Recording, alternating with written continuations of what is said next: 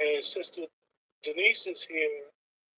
Her mic is on, her camera's off right now. There she goes.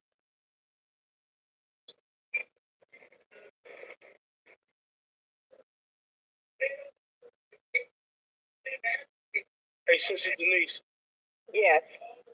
If you don't mind, what's your background noise? Is that the TV? Oh, yeah. You want to turn my mic off? Yeah, just turn it down. Just no, leave your mic on. Just turn it down a little bit. Okay. Okay, I have to let my husband know he's back there. Okay.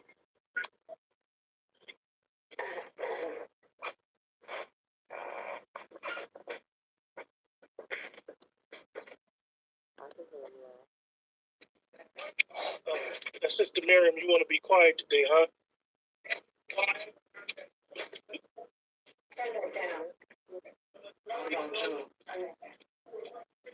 Okay.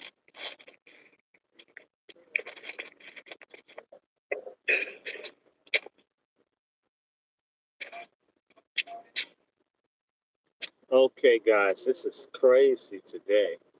This is going to be crazy. We're going to be tested today.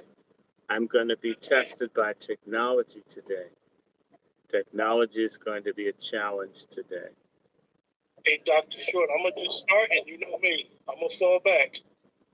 Well, this is going to be an easy show. This is going to be an easy show.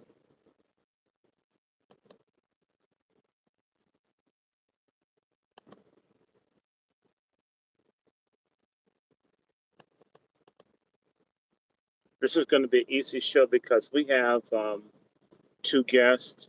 Let me make certain, if Ashira is there, make certain that they get Sister Cheree on.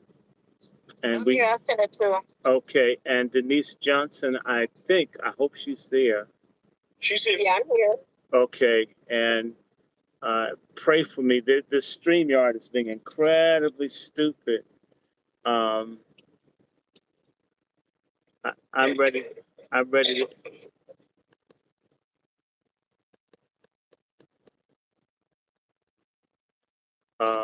This is acting incredibly dumb. Let me see. We want to do this in studio. And what we want to do is, hold on one second. I'm going to put this here for a minute. And I need to put this there. Bring that there.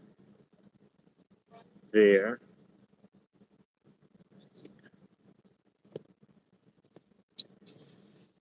And there. And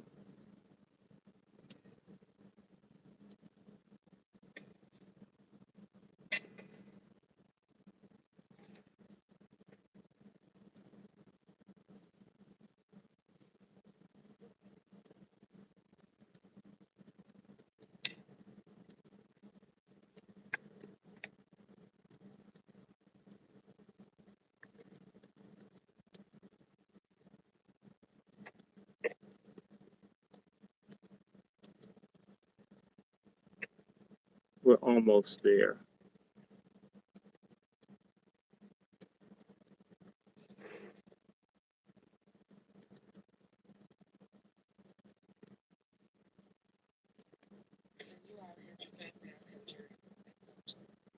Sister Miriam, I can hear you very, very vaguely. I don't think everybody else can hear you. Oh, okay. Is that better? Just turn up a little bit more.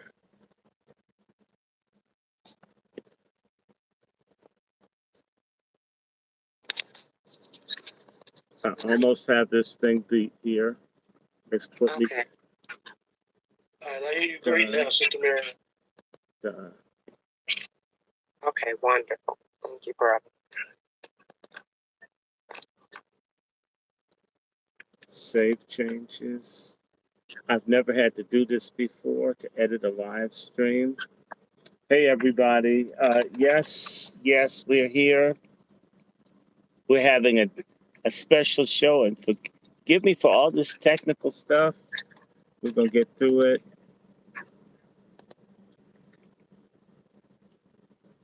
Okay.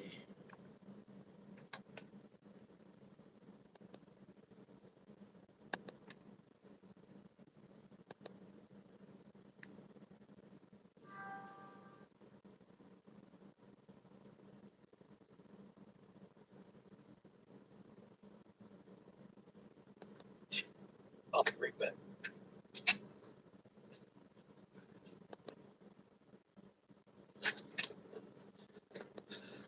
Hey, Mark, how are you? We got people. All right, everybody, let's just go. You gonna drop your music, brother? Hmm.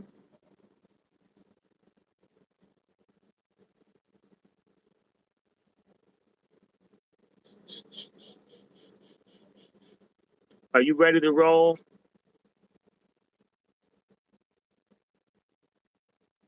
Thank you. Moderators, please do what you can. Do what you can. We are going to have a great show tonight. Let me just go ahead and start talking. And in spite of all kinds of things, it's good to be with you a second time. And God, like a week, we did something last week. Nothing like being healthy or getting better. Uh, StreamYard is being incredibly stupid. I don't know what it is that they want to prove today. I don't have time. I mean, I'm serious. It's just dumb as I'll get out. I'll figure this out. Maybe it's happening to everybody. Let me look at this. Yep, but it says my YouTube channel's on. So hi, Mark Anthony. We've got two special guests tonight. We have Mother Denise Johnson out of California. She's got an incredible story about injustice and just a major cover-up of the murder, mutilation, and sacrilege committed against the cadaver of her son, Reverend Gregory Johnson, the late Reverend Gregory Johnson, killed back in 2008. And we also have Mother Cheree Peoples. She is the mother of the girl who had sickle cell, who Kamala Harris targeted and locked up. And I want all you Black women out there listening, because I know all y'all being told this is a historic day for Black women. It will be a historic day for foolish ass Black women to choose Kamala Harris as their presidential candidate when they hear what was done to a reliable Black mother. So Brother Quentin's coming on with Let's Talk 2. I want everybody to like this, share this, retweet this. I go live without announcements because they make it very, very, very. I can't see this. Yes, please like and share. Thank you, Sister Miriam. This is an important show. Cheree was the woman that got thrown in jail by Kamala Harris. Y'all need to hear the story about how this woman was treated. And I can be trifling and lazy today. I want you guys to hear, since, we know Black men are no damn good. So we're going to have some Black women tell you who Kamala or Kumswala or Scamula or Scumula or Skankula or Kamala Harris, Imhoff. Y'all need to really know who this woman is. Y'all need to understand, oh my God, the Boule is at war against Black America, and Kamala Harris is a Trojan horse of degeneracy, of Black homelessness, of Black disenfranchisement, of our reparations being given to other people. Open your minds. The brain the mind that can't see has blind eyes. Open your minds, open your heart. We want you to hear from these people. So again, we are working together, Brother Quentin and I, now that he's moved. And oh my God, I survived severe sepsis. Guys, I'm lucky to be here. So part of my mission has to be standing in solidarity with these great sisters. And we have a whole WASI panel. We got Sister Miriam. We got Ashira, or AKA Black Rose. This is going to be a WASI style show tonight. We want you to hear, ladies, y'all need to hear from these sisters. Y'all need to understand they're using AI and artificial intelligence and all kinds of fake stuff to make you think Kamala Harris is popular. She is not a Black woman. She's not a sister. She's not a friend. And they're messing with my StreamYard. And y'all need to understand, they're messing with my phone. Y'all have no idea. Little teeny tiny people like you out here listening, liking, and sharing are a threat to the larger game to do a major head job on Black folks.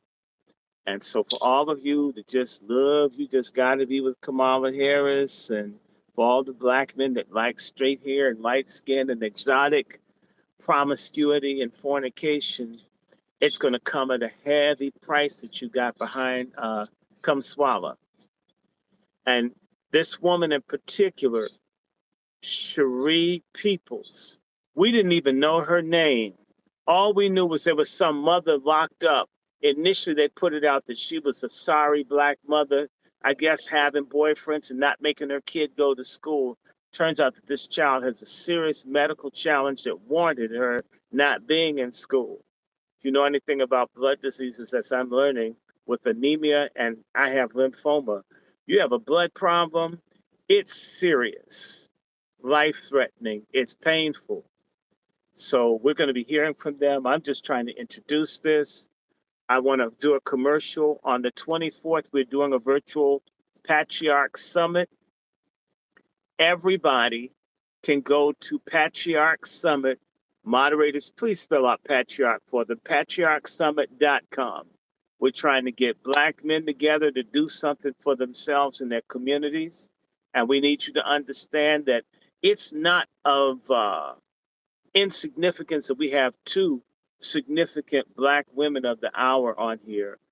Behind the Patriarch Summit comes the Wazisia Summit, the Warrior Sisters in Arms Summit, where we began to put together a movement to protect motherhood, womanhood, femininity. Cheree Peoples shouldn't have been out here feeling all by herself. Even Rosa Parks had someone bail her out of jail. We've fallen off the high horse of Black integrity and dignity, and we need to get back up on it while there's still time. And part of getting on that horse is not falling for the okie doke of some filth like Kamala Harris. Now, y'all already know Kamala Harris went to Howard same time I did. She was a hoe then. She's a hoe and a liar now. Barack Obama went to Harvard same time as I did. He was a male hoe, maybe backwards, and he's one now. These folks do not care about you. They don't care about us. This is a spiritual, physical survival of us as a people is at stake. Your willingness to open your minds and listen to these ladies. Listen. Don't believe me. That's why we wanted real people. I didn't want, oh, that's short. You just racist. You just hate white people. Yes, I hate the Boule. I don't hate white people. I hate the Boule as an institution. I hate their philosophy. I hate what they do. Yes, I do. I'm the apostle of Boule and coon hatred. But I love God and I love humanity. That's why I don't like the Boule and I don't like coons. And you shouldn't either. There's no nice way to deal with coons in the Boule when you hear the stories of what have been done to these sisters.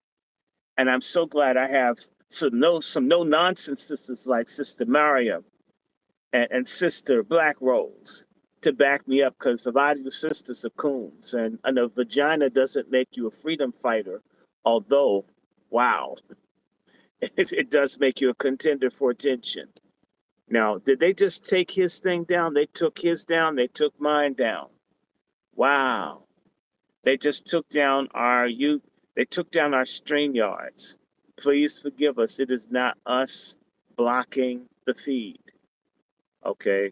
We've been up here trying to hook this up so you can see it. I don't know what's going on. I don't know why it dropped off. I don't know what it did, why it did it, but we're going to do that. So look, I'm going to try to get back into the StreamYard studio. And this is why you guys need to donate and support us. I need to get a new carrier. Every time we turn around, there's something that... We apologize for that. yeah. Dr. Short dropped as well. Yeah, no, it knocked us all off.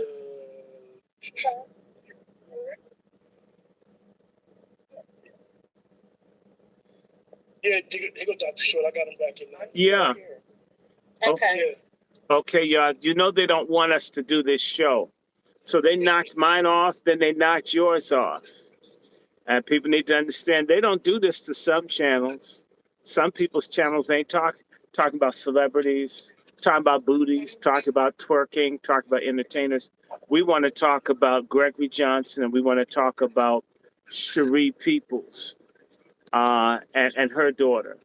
So, yep, they took me off again. So I'm not going to worry. I'm going to just keep doing what I'm doing. And so we really do want to make it easy for people, but you can see us. Okay, and I want all the moderators help me out, keep it sane. If you don't like God, you don't like awareness, you don't like decency, this isn't the platform for you. I'm not trying to be popular, and in fact, if ignorant people don't like me, I mean, I consider that an honor. Please make me unpopular with you and stay away from my channel. I really don't want to know you. I don't want to understand, right? I don't want to live next door to you or breathe the same air. I would always tell my students that I wanted a world segregated from stupid people, where if they were on the back of the bus, I didn't have to see them. I don't want to be around stupid, self-hating, ungodly people. Okay, that's a precursor to hell.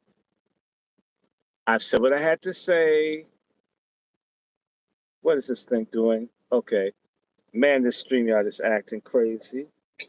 It's acting crazy, y'all. If you don't think that these people or what the intelligence agencies doing this, you don't understand. These two women here can determine who's going to be president.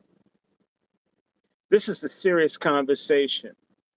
Now, I want to do one more commercial. This is Let's Talk To. It's the Angry Black Men's Book Club. It's Salt Ministries. We absolutely want you to retweet this, share it, get it out, like it, subscribe. You know that we have I have a PayPal, which is DrRandyShort@gmail.com, which is also my Zelle, DrRandyShort@gmail.com. I have a Cash App, $ Dr. Randy Short. Your donations are both needed and appreciated. There's a GoFundMe for the Patriarch Summit. And the Patriarch Summit, I can type this in and hope that they don't take this page down. If you think that these people aren't mad at this Patriarch Summit, you have no idea how petty Homeland Insecurity is. They're very much afraid. They're afraid of a righteous mother like Cheree People stand up. They're afraid of a righteous mother like Mother Denise Johnson and her husband, who's a pillar of strength to her, dealing with one of the biggest nightmares that has ever happened of all times. It's for someone to kill your child while they're away at college, and the police, the state of California, the Justice Department, even Barack Hussein Ofaga and Eric Dickholder all worked against this woman getting justice for her son.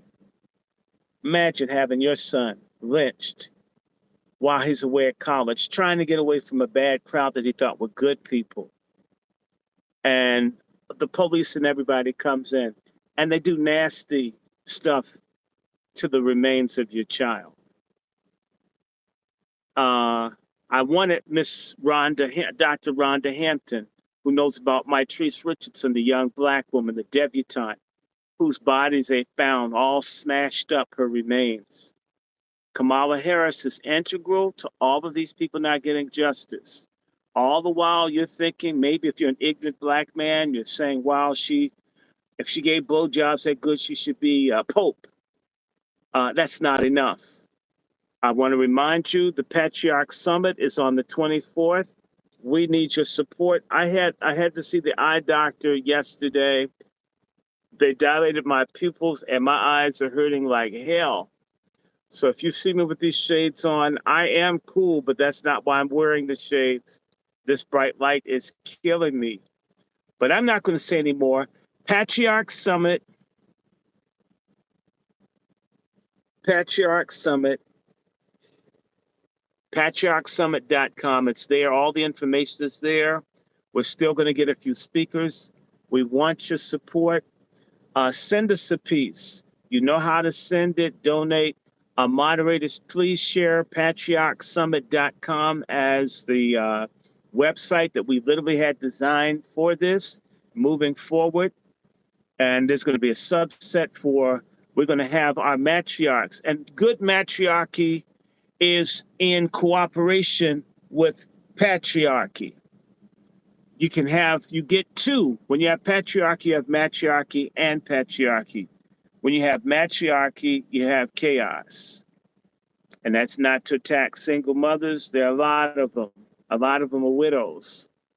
But we want a family, right? I'm going to stop speaking.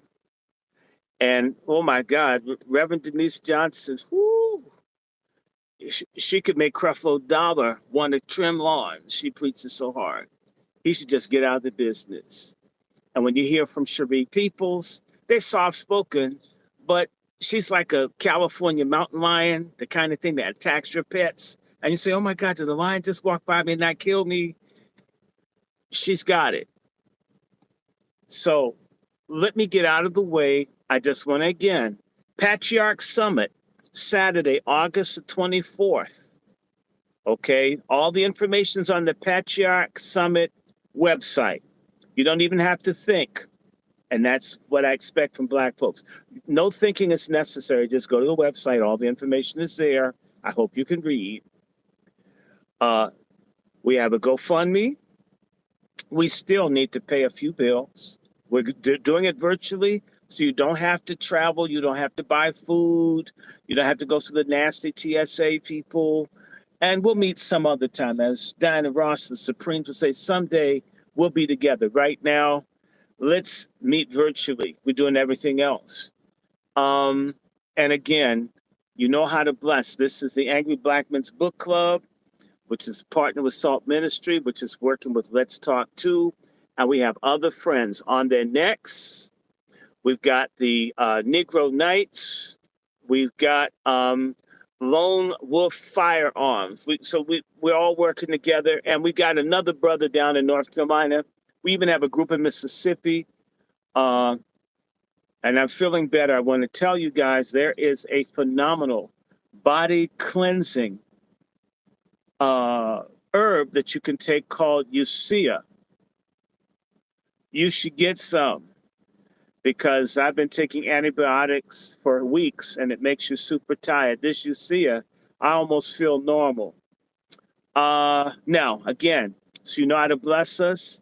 You could do Cash App, you could do Zelle, you could do PayPal, DrRandyShort@gmail.com. You can also Cash App, Dr. Randy Short. Yes, we're doing fundraisers. Yes. And I was doing stuff in my hospital bed with all the bad African nurses. That's another discussion. I'm going to come down on the dude from Ghana. I got to explain.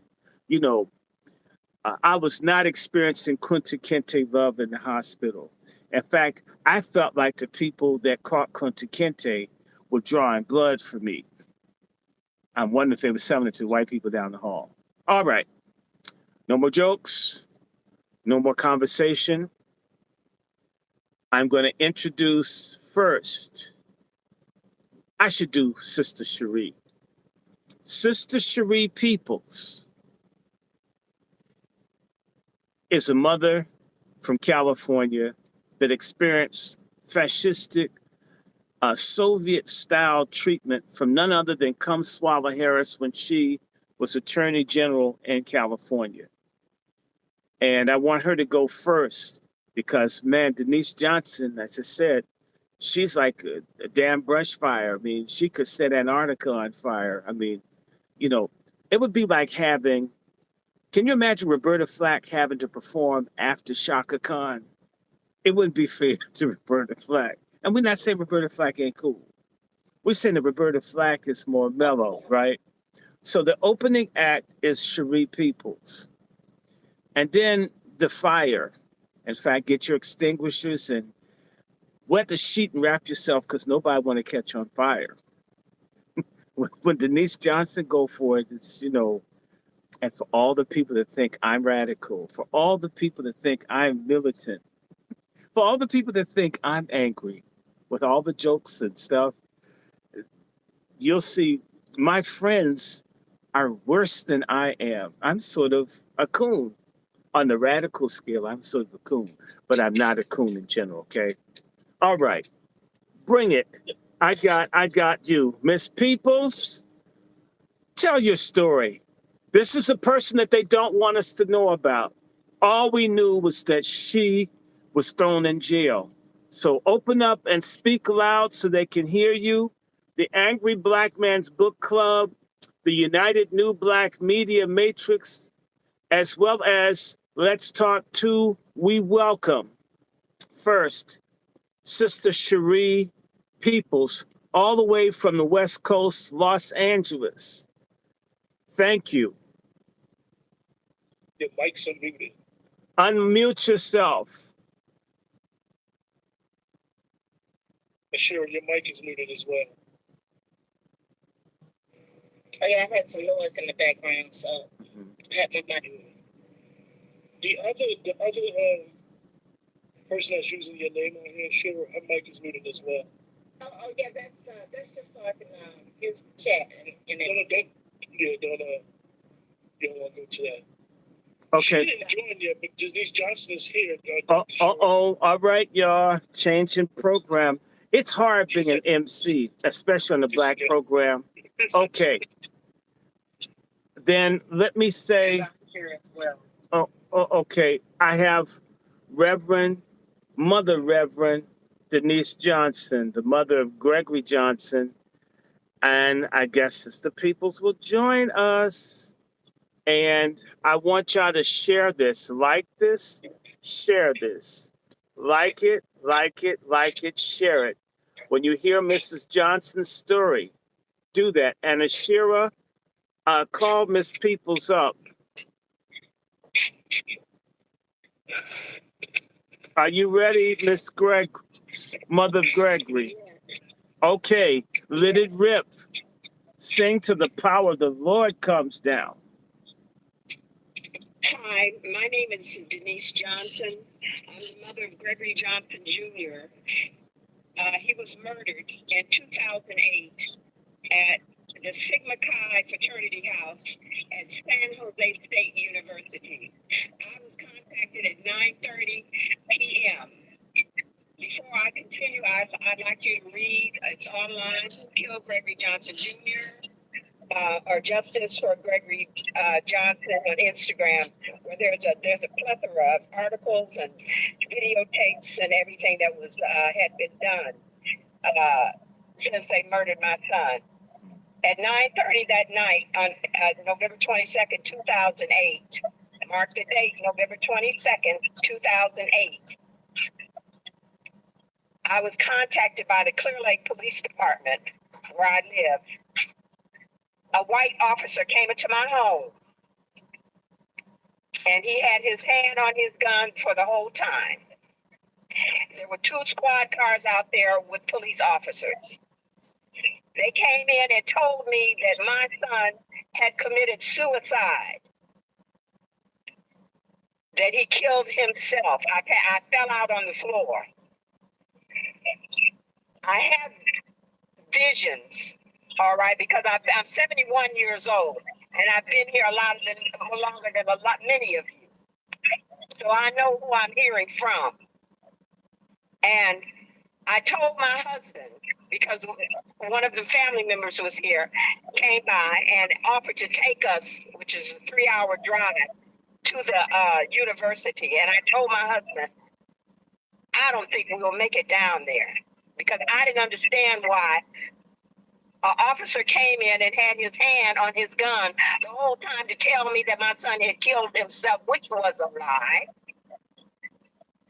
I didn't understand what was going on. But I knew that I felt that if we got in our car and left, that we wouldn't have made it out of the mountains. I live in the mountains. Okay, the coastal mountains of Clear Lake, California. We're in the coastal mountains. We left the next day. It took us, now I'm skipping. We left to go see his body, which they would not let us see him at the coroner's office. They refused. They would not let us see him when we got there. Boy, this brings just like a flood every time I talk about it. Take your time. Of memories. Take your time. That Sunday we went to the fraternity house, and it took 13 days for us to view his body. We had to get his body here because the coroner's office in Santa Clara County offered to cremate him for us. Okay, now we refused. Do you think that they wanted to cremate him because they wanted to help you, or why would they want to? Okay, so what do you think about cremation? No, they wanted to cremate his body because when we got to the funeral home where his body was in Clear Lake, when we had it took us 3 weeks to get his body up here. When we got there, I told my husband I'm taking a camera and I'm going to take a picture of everything that I see. And what what I don't see, I know you'll see. When I took a picture of my son, stretched out, he had a block that his neck was resting on. When I removed the block, his head fell backwards in my hands. Now, mind you, he had already been embalmed. Nothing was supposed to, if anything moved, it was this. His head fell limply backwards in my hands. And I noted to my husband, and I took a picture of it, which is all over the internet. That picture of the back of his head, he had a 6-inch crack on the back of his head. This case went to Kamala Harris's office when she was sitting up under Cheree Brown. And she just let it sit there because it didn't matter to her. Because Black people don't matter to her at all. And that's the bottom line. I'm telling you what I experienced, what I know. That case went all the way to Washington, D.C., up under Eric Holder and O'Malley's office. And they did nothing because 33 minus 2, because one was a Nigerian boy and then my son, which I knew nothing about fraternities and all the rituals and all this stuff. I know everything now, but I didn't know then.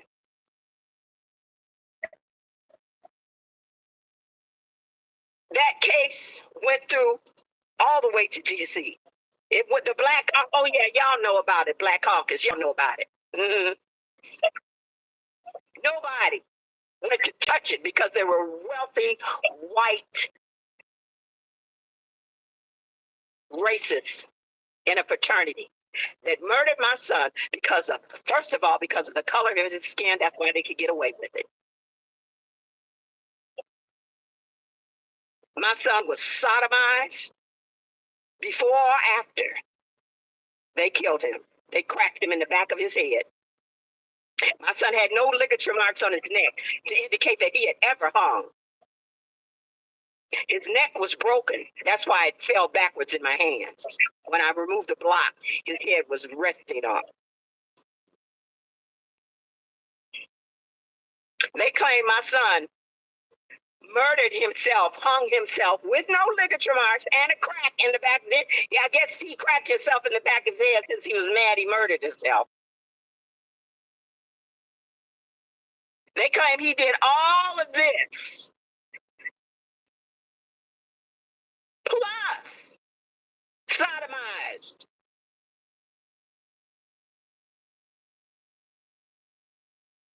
I guess he did that to himself too. Yeah, he did that to himself too. After he died. After he died. Right. He did it. We found out that the house was full. At the house, there had been a party that night. My son he worked at Bolly's. He was a personal trainer. He worked at Bolly's, and he had come in about 10 o'clock, and they were waiting for him. He died upstairs in his bedroom. There was a documentary made about him, a short called I'm Free, and it actually went to the Academy Awards this past January. And then it got squashed under the same Democrats. Now, I don't care about either one of them because I know history. I don't give a damn who's up there. I want justice for my child. He deserved it. He was a student. And he was brilliant. And he was handsome. And he had everything going for himself. He was everything that those 33 boys weren't. First of all, he was honest. He started preaching when he was 5 years old. That's how he ended up in the church.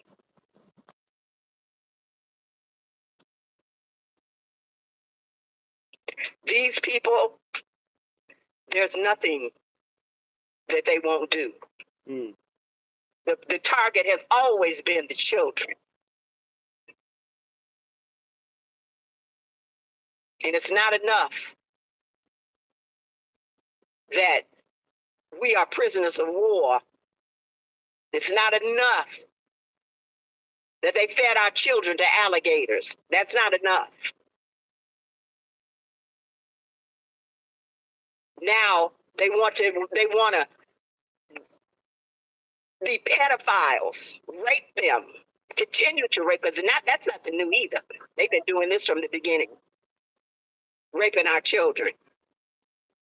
So they added that along with his murder. It's online.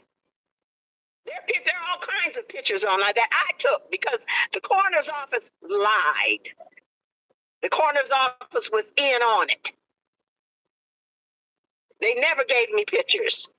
The FBI was in on it.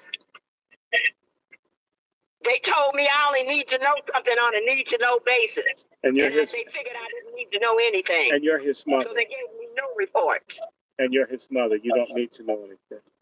I don't need to know. I didn't need to know anything. It's preposterous. This is how they roll. They're in control of the attorneys. They're in control. This case went before Judge Cousins, who threw out every case at San Jose State. That were because of the look online. Look up the Johnson 7. Mm-hmm. Now, can you say a little bit about San Jose State so people understand the context? Now, your son was at San Jose State, but there are a whole lot of little hidden Holocaust at San Jose State. Please share that. Sure. San Jose State is well known to be it was a concentration camp in World War II, a Japanese concentration camp. Okay, San Jose State is extremely, the buildings there, they're very Gothic looking. I can't imagine anything that probably did not happen there. If they would make a university, a concentration camp into a university. And I have tried for years to let young people of color, in fact, anybody, because I don't hate people for the color of their skin. I hate them for what they do to me, for what they do, their actions. You see, if you're going to do right, you're a lover of the truth. You're not a lover of lies. You're a lover of the truth. That is a wicked place where wicked things happen. I had a Judge Cousins tell me in federal court in Santa Clara County, the city of San Jose, tell me that, write to me that my son's case was thrown out because of the statute of limitations. Well, guess what, black folks? There's a statute of limitations when you're black and killed, but nobody else has a statute of limitations. They had the pictures. They wouldn't give me their pictures. The FBI had the information, and they told me I only needed to know on a need-to-know basis to know anything. They refused the FOIA. They would not give it to me. They said it was a matter of national security. That's why they couldn't give me the FOIA. And the FOIA stands for Freedom of Information Act, right? Right. Nobody can get it to this date. That's a boatload of crap. Now, Since 2008. Ms. Johnson, who was in this fraternity? Who were the boys in the fraternity? first of all, Mike Lawrence was his, name the fraternity. The fraternity is Sigma Chi. Sigma Chi. Sigma Chi. Sigma Chi fraternity. Okay, Sigma Chi fraternity. They had one other guy that was African in the fraternity. No, it was not black fraternity. They had one other guy that was African, and I think they had a couple of guys that were Latino. But no, it was not as diverse as they say they are. Okay, and like I said, I knew nothing about. And I knew nothing about. Since Gregory's death, have there been any other incidents at San Jose State that you're aware of? Yeah, yes, they have it since it started in 1997. And if you look up the Johnson 7, it's online. Or Dr. Short, I can send you. What does Johnson 7 mean? These are the 7 young men that were mysteriously unalived. They were murdered. So there's seven deaths of primarily non-white men at San Jose State University. No, not white men. They're non-white men. I said non-white. One guy. They weren't white. These were mostly people that were not white, that were male, that were killed at San Jose State. How many of them would you say of the 7 were black? 6. So 6 blacks, including your son, and what, 1 Latino or some other or something? 1 Mexican. So honorary white and 6 blacks. Okay. Yeah. Keep going. Yes. All of these cases, Control Collier, mysteriously, they said he jumped off a roof, committed suicide. I'm sorry, I'm getting over, so the dates. That's okay. It's all right. We can, if you want, we can do this again. The key thing is Kamala Harris. You had an opportunity to have your day in court. Did Kamala Harris help you? No. I Repeat never that. heard from Kamala Harris. You never heard from Kamala Harris. Did you reach out to Kamala Harris? Yes. How many times? Yes. This case has gone on just about every year. Since 2008. Right. Somebody has contacted the state legislature about Gregory, about what they did to him.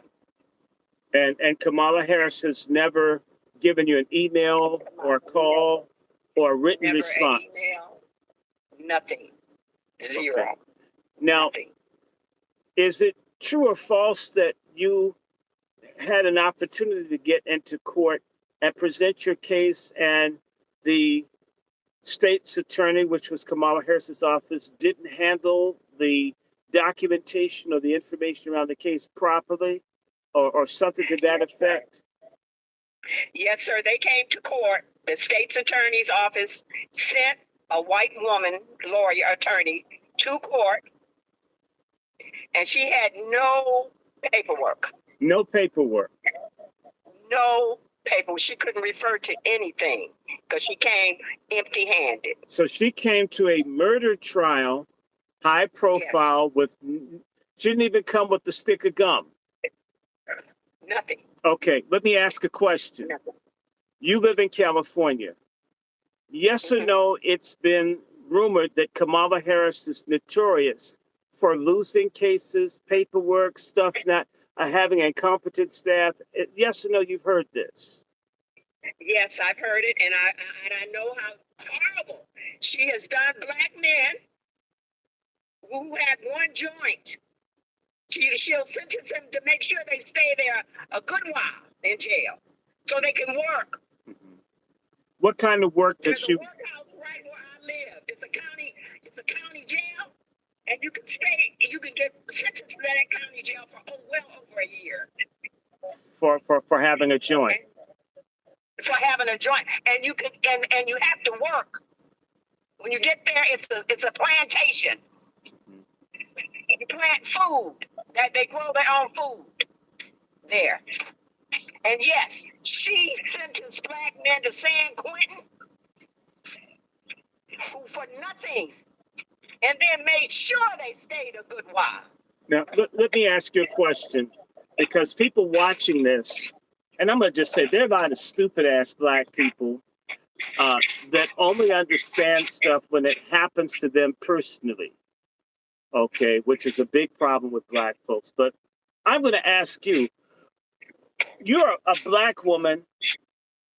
Don't you think that this isn't a good time for you to talk about this situation, and that Kamala Harris has an opportunity to be a historic black woman first president of the United States? Don't you think that you choosing to talk about Gregory's death is going to take away a lot of people's hopes and aspirations to see a black woman be president of the United States? How do you feel about that?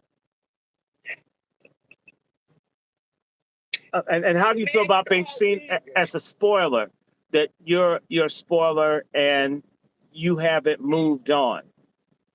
The man you call Jesus, Yeshua, he said, I am the way. In other words, he was telling you, follow his ways. The truth and the light. Without truth, there is no light. Without truth, there is no way.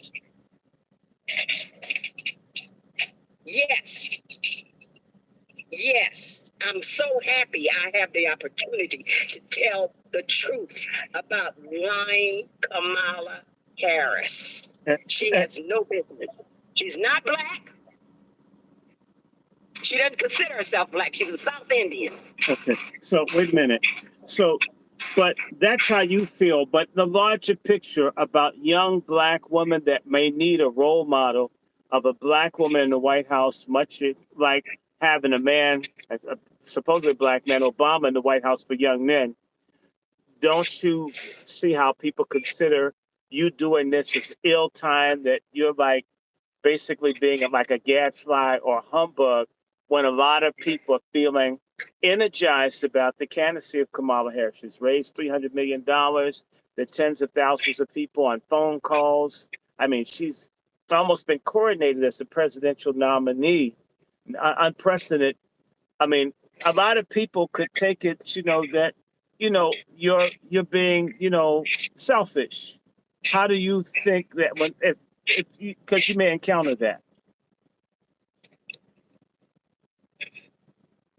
I'm standing for all the 7 mothers that got no justice. And then I stand for the millions throughout history of people of color who got no justice. Whatever she may want to be, hopefully it's in her dreams and it doesn't go any further. And no, I don't feel bad about it. I'm too old to lie. I'm too old to lie. I stand on the truth of a man who was my color. No. And then those of you out there who want to say, oh, well, it doesn't matter what color. Well, why did they change his color if it didn't matter? And you're talking about... Yes, my child's life mattered. Mm-hmm. And the other ones matter. And the thousands mattered. Now, are you in touch with the other 6 mothers? And did any of these murders or strange deaths, whatever, occur after Gregory Johnson, or were they all before 2008? One that was not a death. It's not on there. Donald Williams. That was after Gregory. And Antonio, the Mexican man that was shot on the campus, that was after Gregory.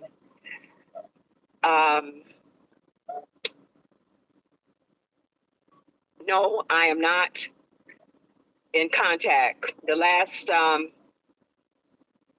contact I had was about two years ago when Black, I forget the name of it. It wasn't Black Lives Matter, but they've run across me too. Black Outreach at the school. Mm-hmm. And then from time to time, I still hear from some of the activists. But no, I haven't talked to the mothers. I went to a meeting some years ago where I met Fred Hampton's son. Okay, Fred Hampton Jr. Yeah. Let me ask you. Okay, go ahead. I'm sorry. And it was a Baptist church in Oakland, California, and there were hundreds of Black mothers whose children had been killed by the police way too young. You said hundreds of mothers who had children killed by the police. Hundreds. What? Right in the Bay Area. Was any of this during Kamala Harris's? Yes, sir. Okay. Yes. Now, Yes, so lots of people were killed when Kamala Harris was. I remember the guy getting shot on the BART. But let me ask you: didn't Kamala Harris do something good? Is there something good that you can say about Kamala Harris and what she was doing in California? Is there anything good that you can say? We hear. Is there something? I mean, because people are going to say, okay, well, she can't be all bad. Is there something good that she did that you can point to, that you can think of? Yes, sir. It's good that she wants to be Black, because I think Black women are beautiful. But we have to be what the Most High made us to be. We are what He made us to be. It's not our choice. So, her wanting to be Black, I don't know if she really wants it, but maybe the benefits of it without the carrying the cross.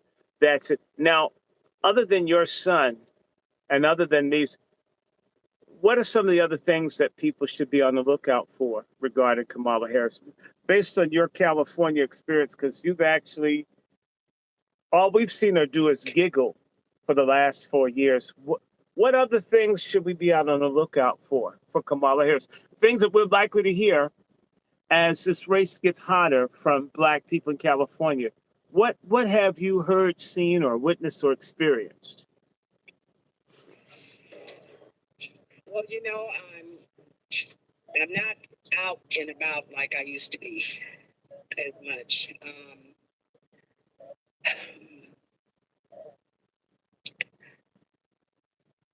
Kamala Harris has done nothing for people of color.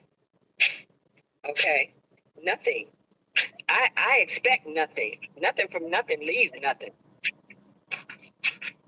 I expect nothing from her. If she gets in, I expect to see the body count to go up.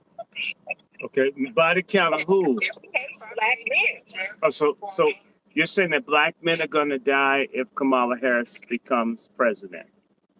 Men, women, and children. Men, women, and Black. So there's going to be basically a lot of. Now let me stop. Black is a crayon color. We're copper colored. Nobody's the color of my hair. Yeah. Okay. Now let me ask a question, and I'm going to stop asking questions in 1 second. Did Miss Peoples join us, Black Rose? Yes, yes. Oh my God. Mrs. Peoples. Honorary intro. Yes. Cheree's just unmute your mic, Miss Peoples. I'm gonna introduce again. I have Miss Cheree Peoples. She's the great Black mother dealing with a child that has special medical needs that was mass incarcerated by Kamala Harris, that she boasts about it. And I want her to come forward at this time, and I want her to give her story. And when you're done, I'd like for you sisters to have a conversation with each other with one thing, and I want to deal with this now. Miriam, you and I agree we don't like people of color. We're non-boomers.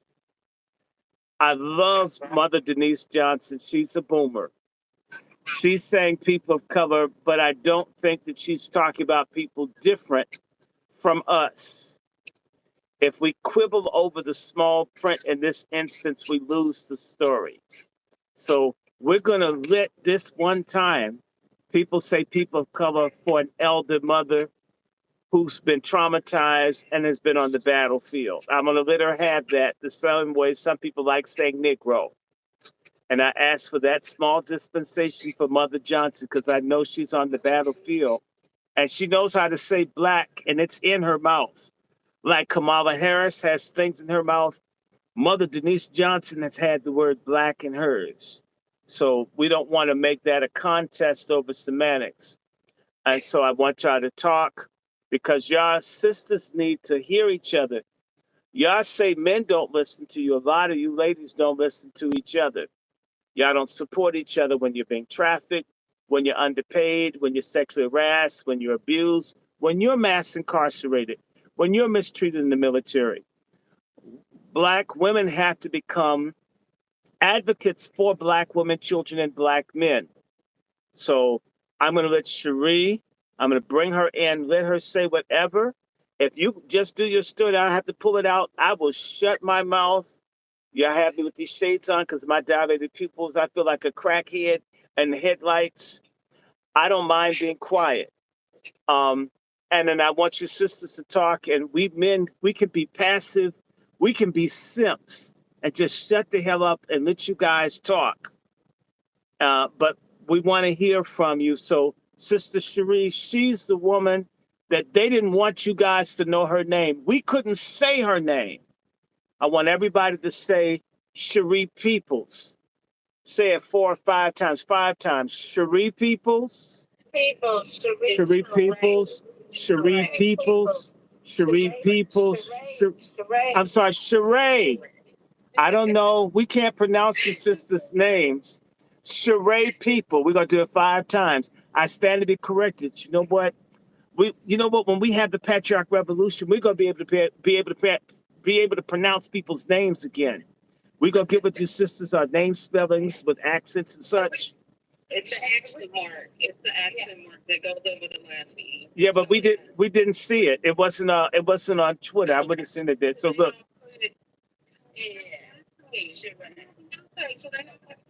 Okay, all right. I'm not mad. Don't be mad at me. Don't be mad at me. I used to be a teacher, and it was a nightmare with Black women names. You always were wrong, no matter how you did it. I mean, it's like being in child support court when you're a hoe as a man.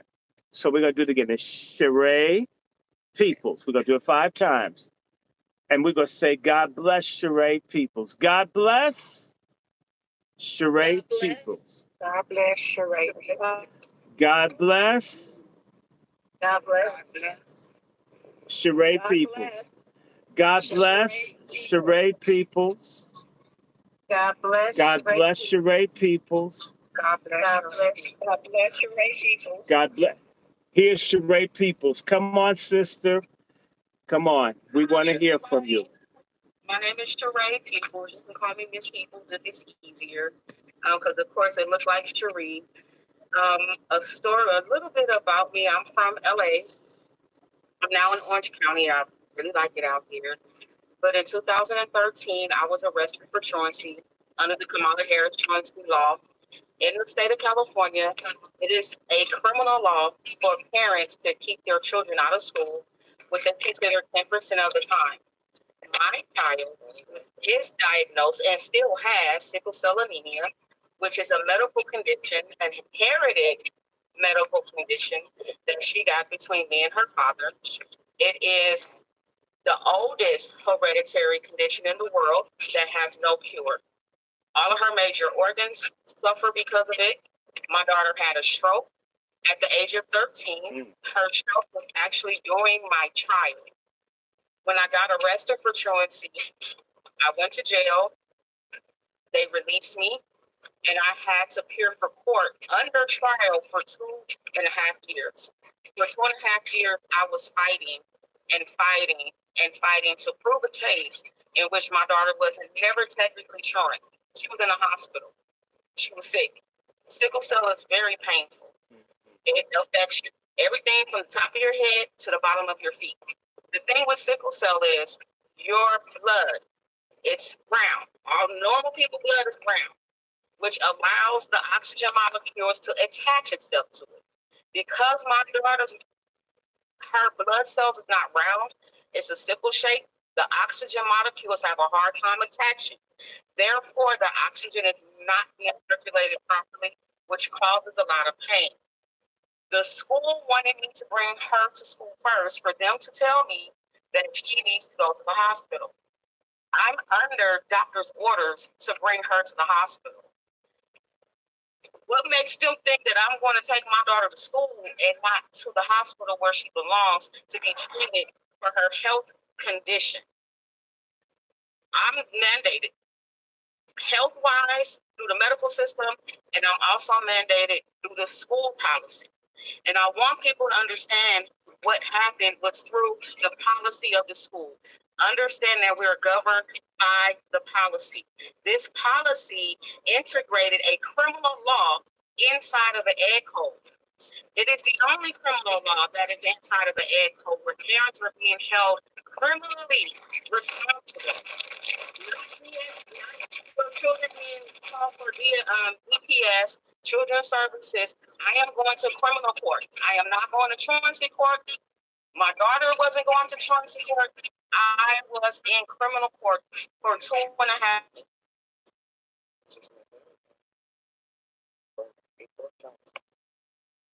I don't hear. What happened with the sound? She froze for a second. She froze. You can't hear me? Yeah, we didn't. You cut off. For a second. You can finish. Can you hear me now? Yes. Yeah, you have froze for a second. You go ahead. Okay. So what I was saying is, hold 1 second. Someone's doing something. There's background noise. It needs to stop. I hear somebody talking. Thank you. Go ahead, Cheree. Okay. So, throughout this whole entire process of my trial, being arrested, first of all, it was on the news. They walked me out. I was already fighting the district prior to my arrest. I was already working on her IEP. I requested that. She had a 504 in place already. So what people don't understand is the fact that my daughter was still under a federal umbrella under her 504, which is supposed to be for discrimination protection for people with disabilities. She had that in place at the time of my arrest. None of this is disclosed. None of this was disclosed. The fact that my daughter had sickle cell when they arrested me, the fact that she had a 504 in place when I got arrested, and the fact that I was also actively working for IEP at the time. So I was a very active parent. I was always on call anytime. I can't even work a full-time job because of my daughter's condition and how much she's in the hospital. And as much I was sitting in the ER, I lost so many good employment because of her medical condition. So at the end of the day, prior to my arrest, she had 60 absences, 40 of which I had overturned because I was actually challenging the board regarding her attendance because I kept getting these letters. I'm like, hey, what's going on? I'm getting these letters. Oh, it's nothing, Miss Peoples. Don't worry about it. Don't worry about it. But the whole entire time, they were setting something up. They sent investigators to my house because I had a 504. I was working with attorneys already prior to my arrest. I was thinking that this investigator was investigating the reason why I'm not getting services. So as I'm talking to the investigator, not realizing that it was actually the police until the conversation was done. When they handed me his business card, I'm like, and I looked, I said, investigator, police department, do I need a lawyer? Do I need to lawyer up? And he was like, no, Miss Peoples, you didn't do nothing wrong. And I still at that time did not make the connection regarding this truancy, like the criminal aspect of truancy. So the whole time I'm working, thinking that I was fixing the problem. So when they came to my house and the guy was like, okay, we have a warrant for your arrest. You have a warrant? You can't have a warrant. No, like I was just talking to the school like a week ago. And he said, I know, Miss Peoples, I was there. I was like, really? Now you at my house and you arrested me? I don't get it. And he said, can you make sure you get your cell phone and make sure you grab a jacket so when they release you, call your family and let them know that you out. It's a special warrant. That's what he said. It was a special warrant. I'm like, oh, I'm special. They've written up a special warrant just for me. Like, what kind of special warrant? They written up like this don't make any sense. So the whole time in my mind, I'm just like, I can't believe it. What's the point of having a 504? How can I advocate for my parents to make sure they have these documents in place if they can come back and use it against me? How can I advocate for my other parents with sickle cell and other conditions to ensure their child well-being if they can come to my home and arrest me with these documents in place? Ladies and gentlemen, these are federal documents. It ain't a state document, it's a federal document. And it was looked over. It wasn't even submitted to the district attorney's office. So whatever that they submitted was just attendance only. It didn't even show that my daughter was even a child, a special needs child. And it took 2.5 years. 2.5 years of them wanting me to plead guilty with no contest. And I refused to plead guilty with no contest. And they thought I didn't know what it meant. I was still pleading. That meant that guilty charge would still be on my back right now if I would have pleaded. But because I didn't, the judge made them drop my case. And in that 2.5 years, my daughter suffered a massive stroke that we are still dealing with to this day. She is paralyzed on her right side. My God. Because of the stress that she still is having effects from to this day. The effects that trial had on my child is unexplainable. Stop for one moment. In terms of your daughter's medical care, what kind of help are you getting? I mean, the help that I get is called in-home. As far as financial or what do you mean? Well, for example,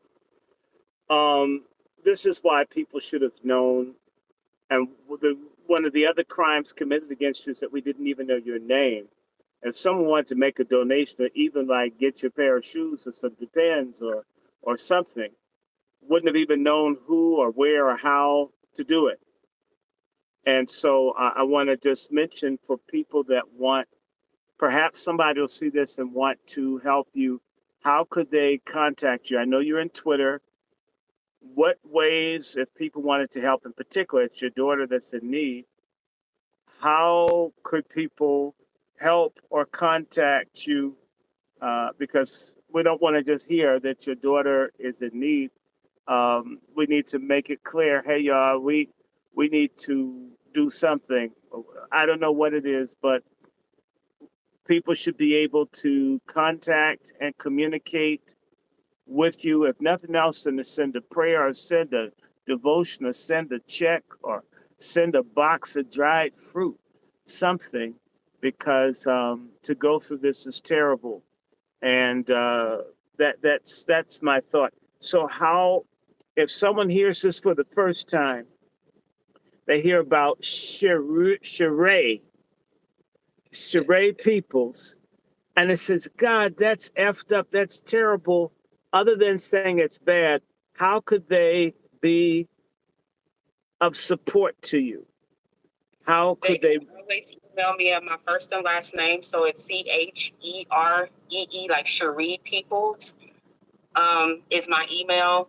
And then I actually have Cheree Peoples at Gmail. Okay, so let's stop for 1 second. It looks like it's Cheree. It's pronounced Cheree. Cheree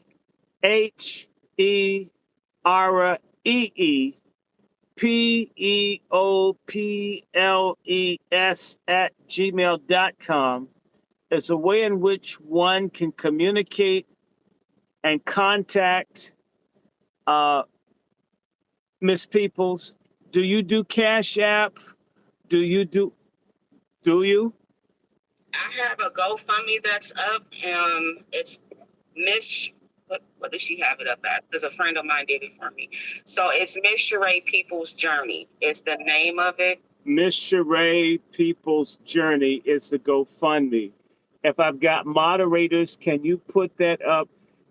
Look, and yes, if we raise money, you wonder why Jews. Yeah. Okay, well, good. But I just want to make certain it's heard, because you know what? People don't read, especially our people. Okay. If you gave them a bag of water balloons, if they wouldn't read, they would assume it's a condom unless you told them otherwise. You absolutely have to tell people who don't like using their brains. It's part of the conditioning. So she has a GoFundMe. I want you, if you can't give, share it to someone. Somebody isn't going to do a lotto ticket. Somebody's not going to go to Vegas. This woman's daughter, we didn't even hear this. Her daughter had a stroke when they're railroading her mother by the most powerful attorney general in the country, Kamala Harris, who jailed more blacks than any other state attorney general in the history of America. She and Joe Biden have put more black people in jail than any two elected officials in the history of this country. And one is the outgoing president. And these no good Boule people want you to vote for the woman. In terms of women locking black men up, she's the champion, okay? But this woman being framed, being mocked, being mistreated, has caused her daughter to suffer. And yes, we're going to keep talking about giving. To whom much is given, we've been given a lot, much is required. Yes, on my channel, I'm going to ask. This isn't for me. I'm not going. This is for this woman and her daughter. Somebody can drop a few coins. I mean, it goes a long way, God knows. And once she goes public, people, the persecution and harassment is likely to follow. This is why I got 4 phones, 5 and 6, 7, 8, 9, 10 accounts. Because people don't like the truth in her mouth and Denise Johnson's mouth and Brother Q's mouth, Black Rose's mouth, and definitely Miriam's mouth. Damn. We have to show love. Jews raise money for each other, right or wrong. Latins, the little African boy that went trick-or-treat knocking on the wrong white door, those Africans, doesn't matter if they wear white socks. They sent millions to that boy. When we have a tragedy, we say, man, isn't it tragic? Oh, yeah, let me spend some money on some weave and a Korean beauty supply. I'm so upset. Let me spend money with someone that hates me. Hey, Dr. Short. Yes, sir. They're doing something to your volume. You keep going in and out. Well, I mean, they're going to do that. There's very little. I mean, I'm going to check out in a second. But the people are hearing it on my channel. I don't know how many you got, but I got 50. I got 50 or more. They tell me I got 0 in StreamYard. You know, these people are goofy. My audience will hear if yours doesn't. So let me see. if I've got moderators, Sister Miriam, can you put it up? Or Sister Quiet Scales, love you. Can y'all put up Cheree's? I can put it up. I want y'all to be able to help this sister out. If not today, a week from now, it'll always be needed because the struggle's always going on. It's always going to happen. It's always going to be a need. And we're at war. Wars require funds. People that stand up and speak up are at war, and it costs them. Okay? This sister has made a sacrifice. We got to do what we can do for her. And I don't mind running my mouth. Let me see. It's Cheree People's Journey, right? It's your GoFundMe. I won't interrupt you anymore, but just we have to help each other. There's a sister I know who's an activist here. She didn't even have money for gas for her car. And, you know, I had to send 30 some odd dollars. I hope it fills her tank. Her car isn't that big, not like my mother's old Lincoln Town car. But this sister's out doing community work and didn't have gas to get her car to go to a food bank. So when y'all see me asking, you have no idea how often people turn around and ask me. If they see you out here, they assume that you're rich. They assume that people are just making it rain. No, our platform doesn't get that much. But if it's a fellow activist, we don't let a soldier like this. We don't let a queen like this. Now, this woman's a queen, not Megan Thee Stallion. These are the kind of people that need to have it rained on them. Okay, this is a Wazi. This is a warrior sister. This sister's worthy. Now, as broke as I am, I got to send something. You need to get a GoFundMe. Someone's going to give me something, even if I just send you $20 or $50 or whatever. I mean, at least 20 or cuss me out. You can go and say, Dr. Short's cheap. To send you something, because I was up in the hospital and, you know, and God have mercy if you got like some like hostile African and Caribbean nurses that want to punish Black people because they wish white Americans would love them. So I know you got to be up in the hospital all the time watching. There was a guy that didn't want to touch my urinal, was acting like, you know, my urinal's going to kill him. I mean, shoot. I mean, I wasn't asking you to drink it. I was asking you to empty it. So I know you have to live up in the hospital to get respect. You got freaks that molest people in hospitals. So this lady is constantly incurring an expense above and beyond what's been done to her. So you got parking. They don't feed me. It's very expensive. No. And then I don't get paid to take care of her while she's in the hospital. So my whole check get cut when she's in the hospital. I can't even get anything. So it's such a help. I really appreciate it. Thank you guys so much for supporting me. I am such deep gratitude. And we're going to do a space just for you in Twitter. You're on Twitter. Miriam here.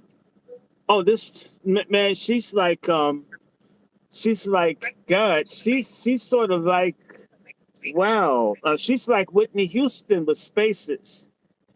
We need to get a space and have you on. We could do this later. We could do what you want. I love people in California because I don't go to sleep early.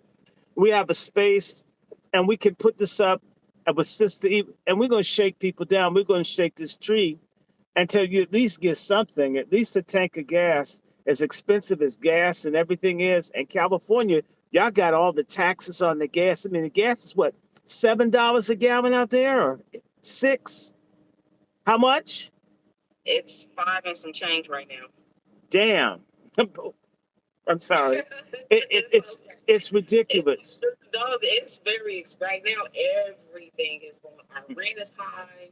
Everything is shot up. You can't find a 2-bedroom for under, what, $2,700? And you're paying for medical care for your daughter impacted by the racism of the state, and they're giving free medical care to the illegals. We should be outraged. Let me be quiet because it's not my story. And let me just shut up. because I'm gonna get mad. Go ahead, keep going. I'm gonna be quiet, and you and Denise can talk, and then y'all ladies talk. I'm sorry. Send her some money. She needs some MFM. Yeah, I know what that means. It means motherfucking money, not just reparations. Hey. Once that language Dr. Short. Sister Cheree, I just sent you a text, okay? Send me that info. Okay. But we do need our MFM. Yes, we need MFM. That includes for people that stand up. Rosa Parks didn't go through what this lady's been through. And we all like her because she's dead. You don't have to give nothing. So please, this is gonna fall back up. We've got to tell everybody this woman's name. She's got to get a GoFundMe, not a GoFundMe, but a Cash App, so people can just send. I want to thank all the generous people on my platforms, the people that sent me stuff. I feel better today. Somebody sent me a donation. I was able to buy. When you're sick, you have to keep buying medicine and such. I have to keep taking stuff.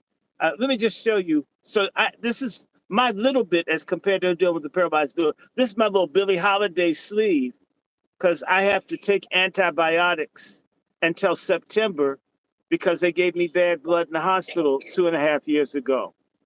And I have to pay for stuff. The constant do stuff, home nurse. And that's just bacteria. What is her paralyzed daughter going through? What is she going through? Okay, and so let's be generous. We prove that we're angry with oppression and racism when we help each other, when we give each other, when we share with each other, when we're collective, when we give a damn. And I wouldn't have said, I didn't know her daughter was paralyzed. It just changed I was already mad.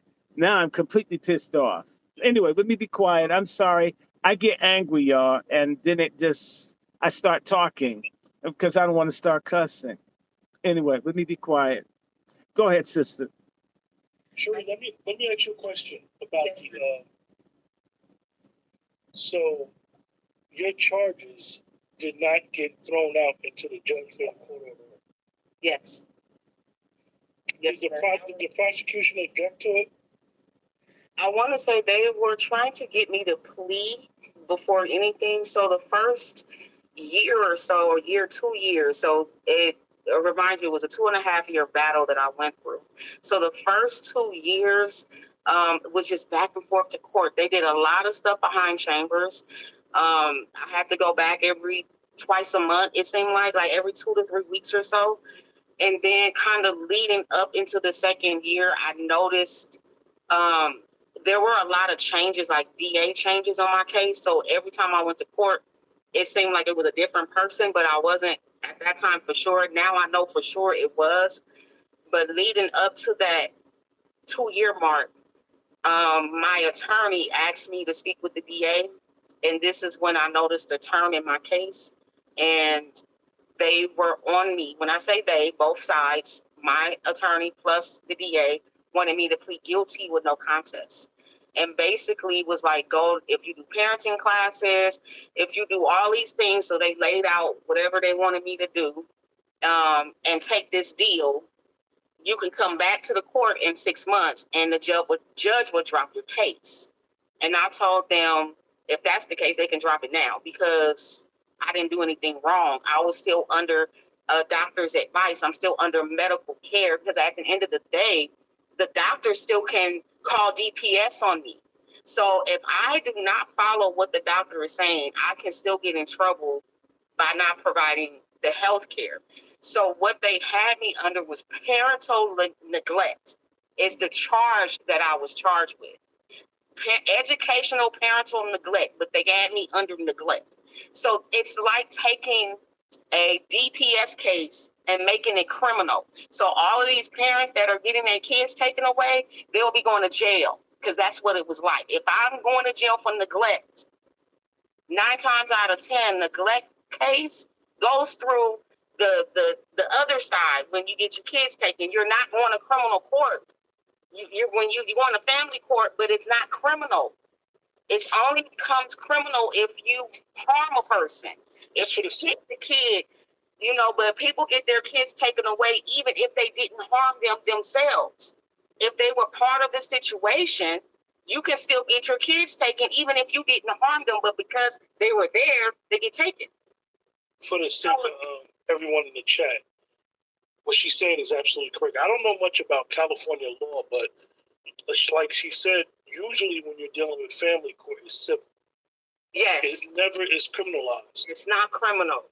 And So I think that's the difference. People don't get it. With this case, it is so opposite of what most of us see in other states because they literally criminalized the truancy program. Yes. They criminalized us for something that she was basically following federal law. Yes. Okay. Yes. I had a 504 in place. She had the 504 since kindergarten. When I got arrested, I want to say she was about in the 3rd grade by that time. So I already had this particular document in place for 3 to 4 years when they didn't even disclose any of that information to the DA. Because when I requested some of the documents from the court, it didn't have none of that in there. None of it wasn't really brought up until it was during my trial. That it was brought up with this particular DA because he was like, oh, I have a friend that had sickle cell and he's 30-something years old and he's not that sick. And I'm like, what your grown friend got to do with my sick child? That's right. There's different forms of sickle cell. Don't do research. Because if you know sickle cell, there's sickle beta thal, there's sickle sickle cell SC, and the sickle cell trait. So make it make sense. So if you need to get educated on what sickle cell truly is, and it's a hereditary condition that my daughter caught between me and her dad. It's not contagious. You can't catch it. Cough, sneeze, it's not that at all, but it's very painful. All of her organs are affected. Every single person, like if me and you deal with a headache differently, I can probably still function. You probably can't. You probably need to be in the bed. I'm like, hey, but we both have a headache. It's like that within the sickle cell world. And they're born with this. And I was criminalized and had to basically prove my daughter's illness. And her stroke wasn't even enough. Her stroke that she had while I was in court, I was actively in trial. I wasn't set for pre-trial. I wasn't set for anything. For 2 years in my mind, we were picking a jury every time I went to court. Okay, I'm gonna have my day. I'm gonna have my day. Today's the day. That was my mindset. I wasn't a criminal. Both of my parents were. My mom got diagnosed with cancer. We had a house. I lived in Watts, but we had what they would call the American dream. He retired. He paid his taxes. He wasn't no gang member. He wasn't nowhere near it. My mom wasn't a gang member. So how did they associate my child to be a gang member? So now on top of that, they were framing her to see probation officers, to take her to the police station to scare her straight in elementary school. Because they didn't want her to be a gang member. I'm not even from Orange County. I don't know the gangs out here. Orange County is not LA. The geographics out here are Hispanic and Caucasian. It's not a lot of us in Orange County. We're like sprinkled throughout, but it's not a lot of them. So it's a big difference between LA and Orange County. We're more on the Republican side and LA is more on the liberal side. So we're apples and oranges. But it was a hard time in my life. We were homeless at the time. I was living in a motel and with no support, with nothing.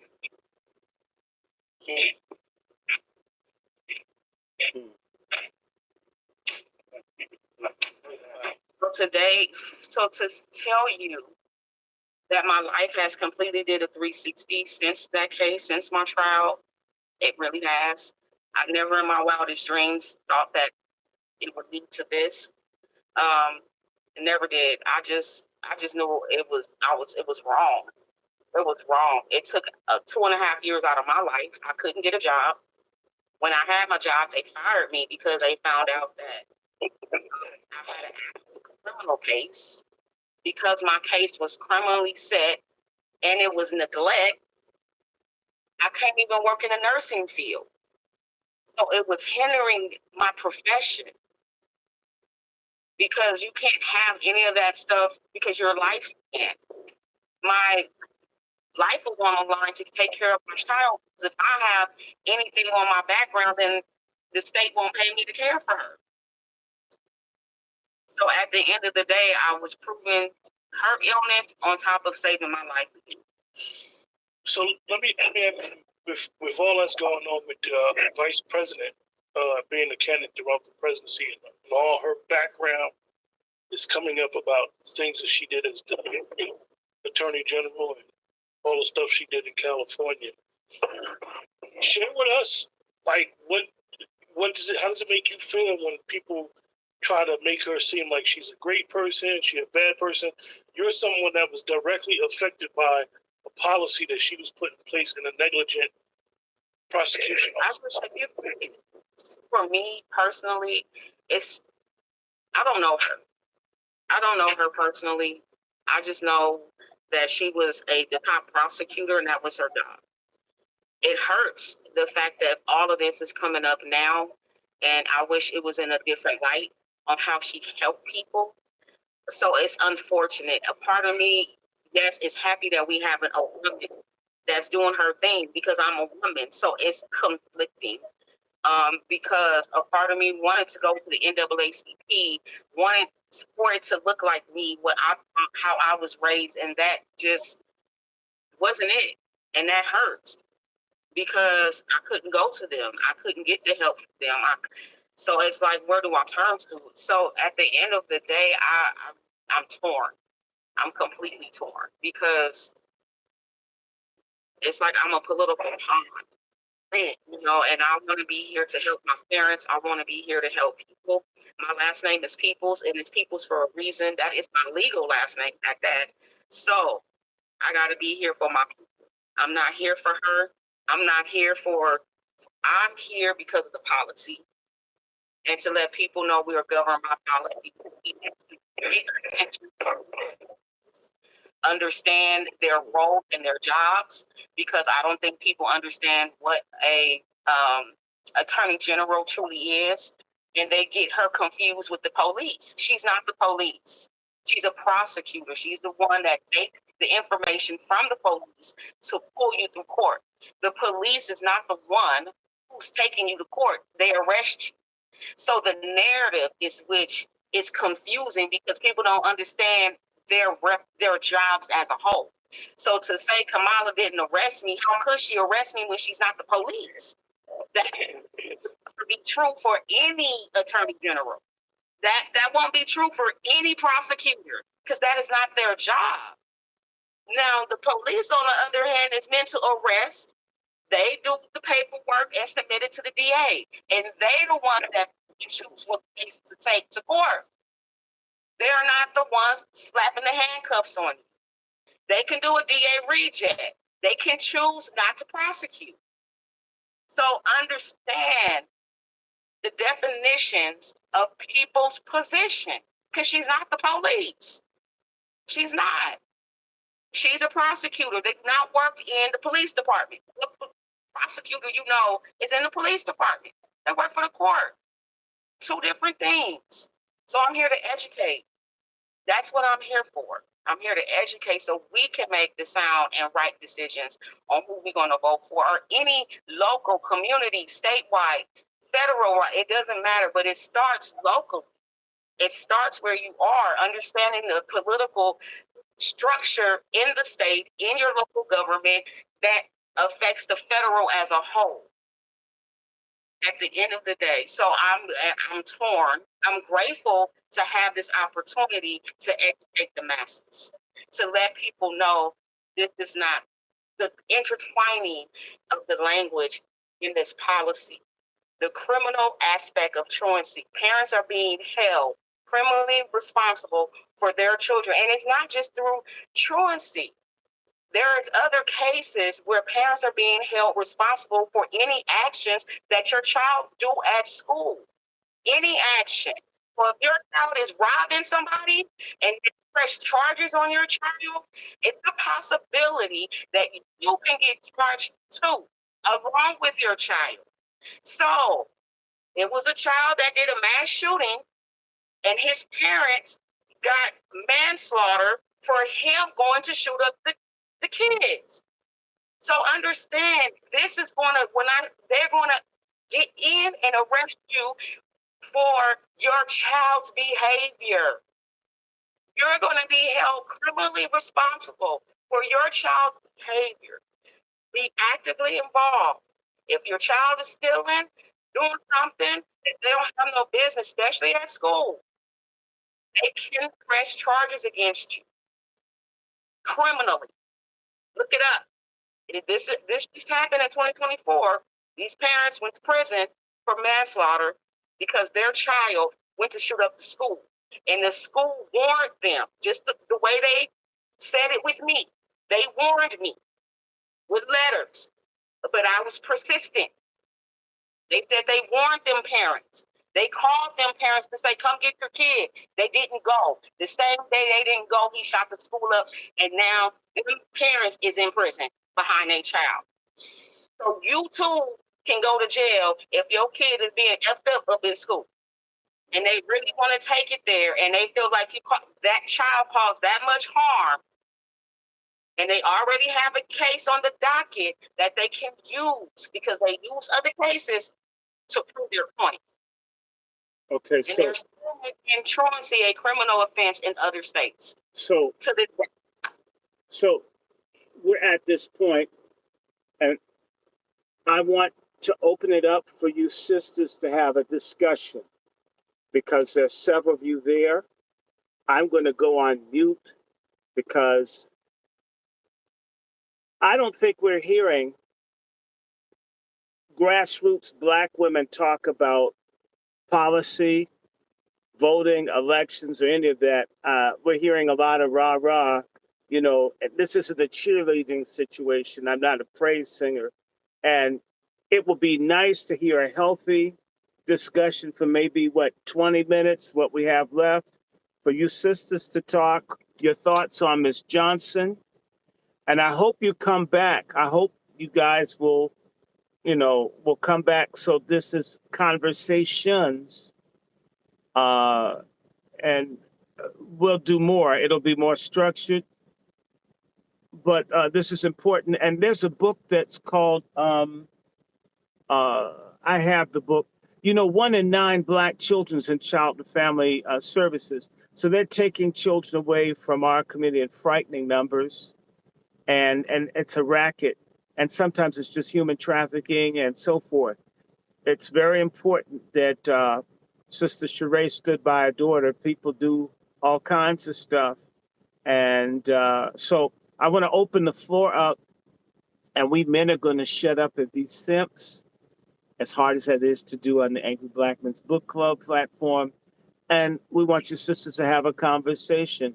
And wherever it goes, it goes. And when it's 20, 25 minutes, we cut it off. And we'll do this again. We want to do Wasi Speaks. And that was a whole plan, was to get the Black women's voices to be heard. We're not talking about women want to kill babies, women don't want to, but real, ordinary, normal, straight Black women that don't want to be dudes, who are not, trying to compete, and say that my clitoris is bigger than your thing. We want real, happy mothers, women that like each other, like God, care about the community. So I'm going to shut up so you guys can talk. And I want to start off by letting Miriam and then Black Rose and then the two speakers speak. Okay? Bye. Thank you for that, Dr. Short. Thank you for that, Brother Q. Good evening, ladies. Wonderful to be on the panel, on the stage with you. Thank you for sharing your very, very personal stories, especially you, Sister Denise Johnson. My heart goes out still to you, sister. And there's no quibble about whether we're using people of color or Black American or anything like that. I was just making a distinction for the public, nothing towards you, because you're a very educated, very spiritual, very on code sister, first and foremost. So saying that with love and grace. And thank you, Miss Peoples, for sharing that information as well about your family and your baby and what sickle cell is, especially to Black American people, because a lot of us have family or even ourselves or family members who suffer from the genetic disease, as you were saying, and no one understands how painful that is, because sickle cell, as you were saying, when it's in its simple form, meaning it's shaped like a crescent moon, it is not taking the nutrients or the oxygen.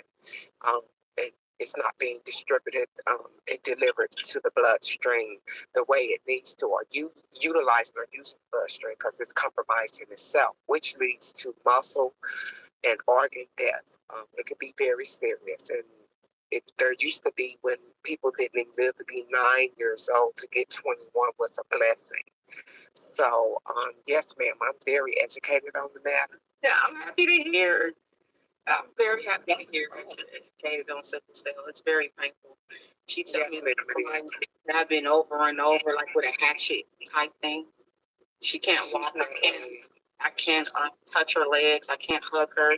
You know how most parents want to console their children, and I can't. So when I know she's in pain, like, I better not touch. She gonna give me that cut eye. Better not touch. It's unfathomable. It's so painful. Like, she's on morphine, and it's like a really fine balance, because you don't want them to be too opiate dependent, and then we have this opiate pandemic thing, and it really affects our children with sickle cell, adults with sickle cell, or any kind of thing that deal with pain.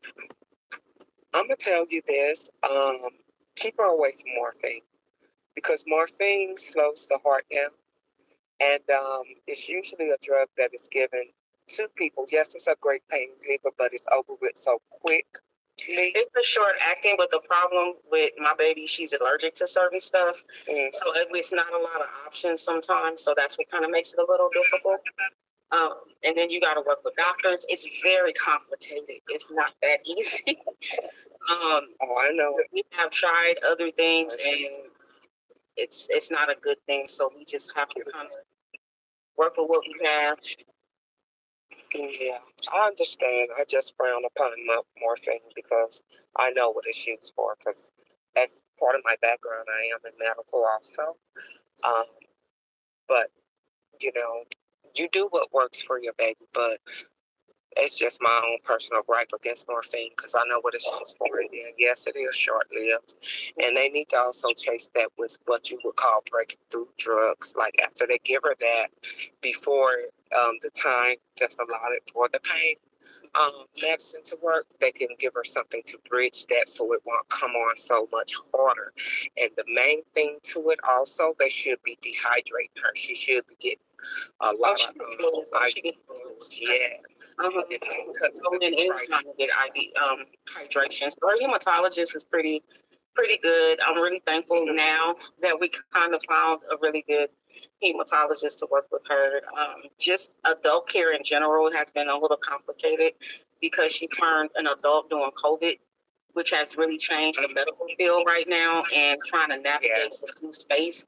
It has been a little touchy, but I just been thankful that we were able to now have a pretty good hematologist. Who wasn't that at first, but just trying to figure it out, because it's, things change, new medication comes into play. We try it. If it don't work, it don't work, and we just try to find something that do. Stress is just a big trigger for her, so just trying to manage it. And things extreme weather, extreme weather, all of that. We just try to keep a happy-go-lucky vibe in the household. We just try to just live life the best that we can, despite what we're going through. So me and my daughter created something called Just Be You, JUSS. EEE and the letter U. No matter what you're going through, to keep us going and maintaining positive attitudes while we're navigating this space. Yes, ma'am. Oh, that's wonderful, because you have to stay positive when you're facing, because sickle cell could be so dreadful and it's so painful, and it makes you so weak, and then the soreness after having a crisis. So I do understand that, and it's twice as harder on our little ones. And also, I think I forgot to mention Sister Black Rose as well. Shout out to you, sister. We have yet to hear from you, but we will. I want to transition over to our wonderful elder sister, Miss Denise. As I was saying, my heart goes out to you, and I could still see how, well, they'll never get, easy, as they say. You can never forget, because that's your baby.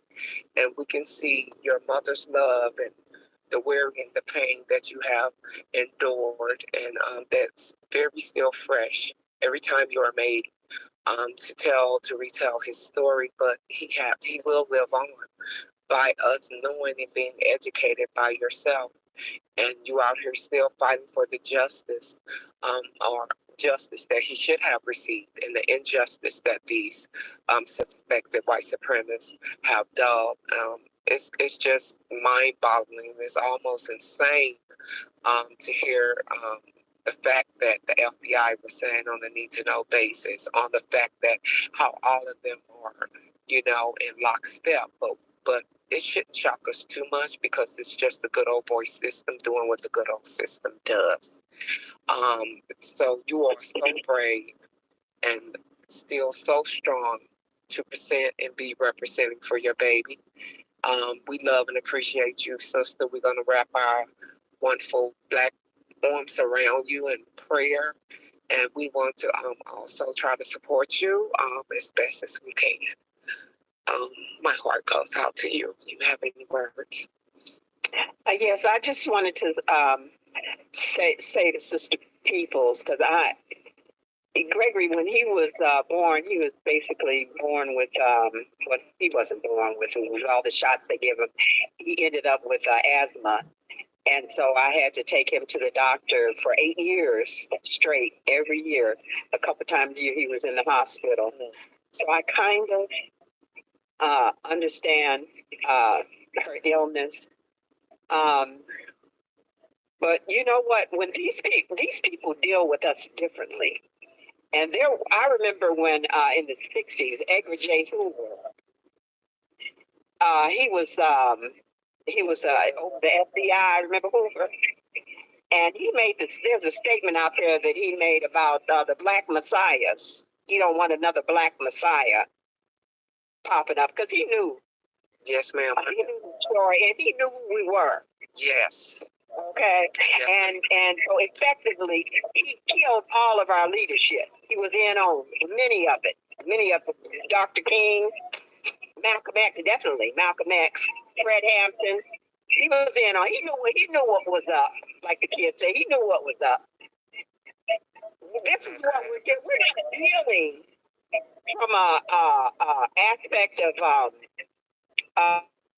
people being of Caucasoid persuasion. We're not dealing with that, because they deal with us differently. There was a book that was written, Slavery by Another Name. So, see, sister, you still are dealing with slavery. You're a slave. I'm a slave. That's what you're dealing with. And no, they do not care. They did not care that you had a sick baby at home.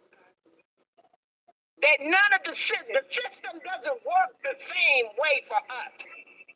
It doesn't work the same way that it does for people of other persuasions. Medical appointment.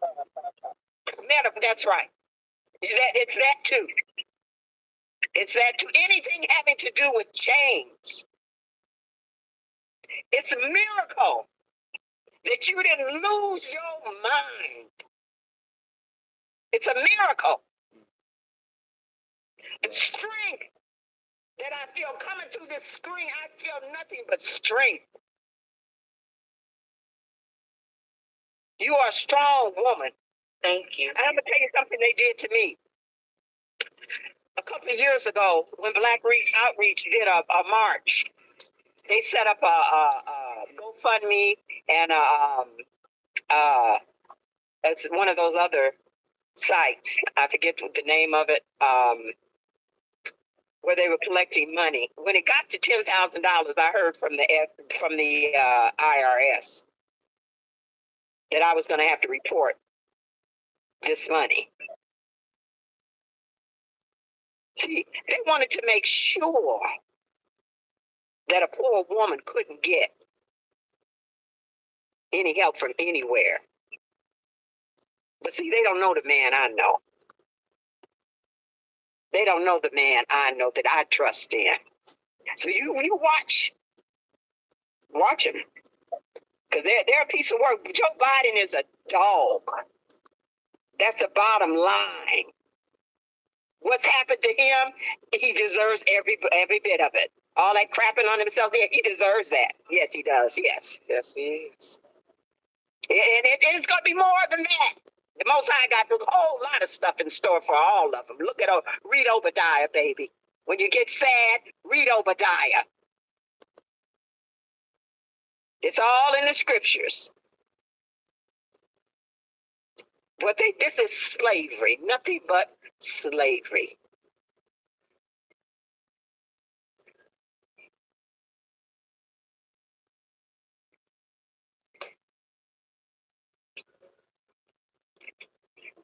I just want to say, They're still looking for the Messiah.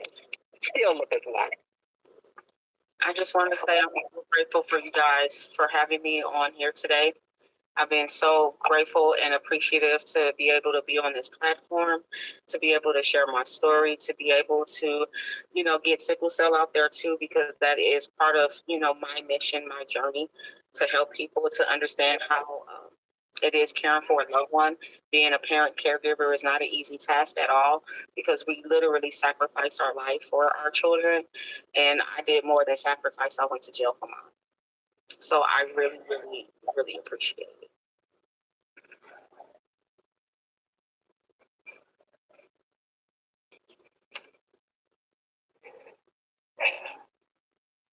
We appreciate you, sister. Yes, we do. We I appreciate them. never ever imagined that I would meet or talk to. We just knew it was some woman that Kamala Harris came down on. That's all we knew. So after today, at least it's sort of like in Russia when they had the purges under Stalin. People didn't know. Just people disappear. Like the sister said, worse than slavery. The chain gangs. Sometimes folk would just be taken. I had a judge from Kentucky tell me that sometimes they just come and pick up Black people at night. They're just gone. Now, this still good. Who, if you have the phone, what, you don't know anything. That's like slavery. I do genealogy, and a lot of times you'll run up and the people, when on their death certificates and they ask name of mother and father, the answer is, I don't know. Sometimes babies were snatched right after soul that just don't know anything. This is a continuation. This is the goalpost has changed, but it's still the same game of controlling, conquering, exploiting, and taking advantage of us. As our mother Johnson said, but let me be quiet. Black Rose, who has been helping me for years, I always bring up the fact there used to be a point where I couldn't keep my cricket phone on. And this sister would always pay my bills. I mean, and never say, you ain't shit. You Black bitch. She never waits. She's never sat down and never gave me any Kevin Samuels pushback. And today, again, when I could not reach Sister Peoples, they're buffering my channel, my StreamYard, they're making it so people can't see. They don't want people to hear, but we've got easily 50, 60 people watching, maybe 100. And when this circulates, it's going to be many more. I'm hoping that people support you, Miss Peoples. And again, I told you I was sorry for what you were. I'm genuinely displeased that these kinds of things, we cannot as a people allow this kind of crap. And this is why we want to have our Patriarch Summit to say to the men, it's time for us as Black men to tell people, stop effing with us. And I don't care where that leads. But if you never tell people to stop screwing you, they won't stop. You have to make people stop screwing with you. Sister Black Rose, my beloved Memphian sister, my buddy, my media friend, and soon, pray for my disability. They mess with us all. I can't wait to get down to Texas and spend time with you. I can't wait to, I'm going to come to California and meet you, Miss Peoples. I'm supposed to go there and I'm going to do another trip. I'm going to go and visit. I want to meet you in person, Miss Johnson. We only talk, but we've stayed in touch. What is it, 13 years now? More. I think I was talking to you 2008. Before, yeah, 16 years we've been talking. We left my home 16 years ago. Wow. And that's minus from the 2008. So yeah, Miss Peoples, we'll stay in touch with you.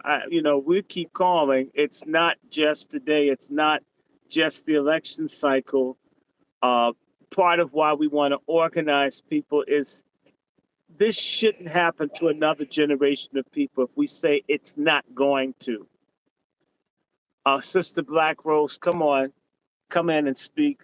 Don't be passive. I know you're there. Unmute yourself.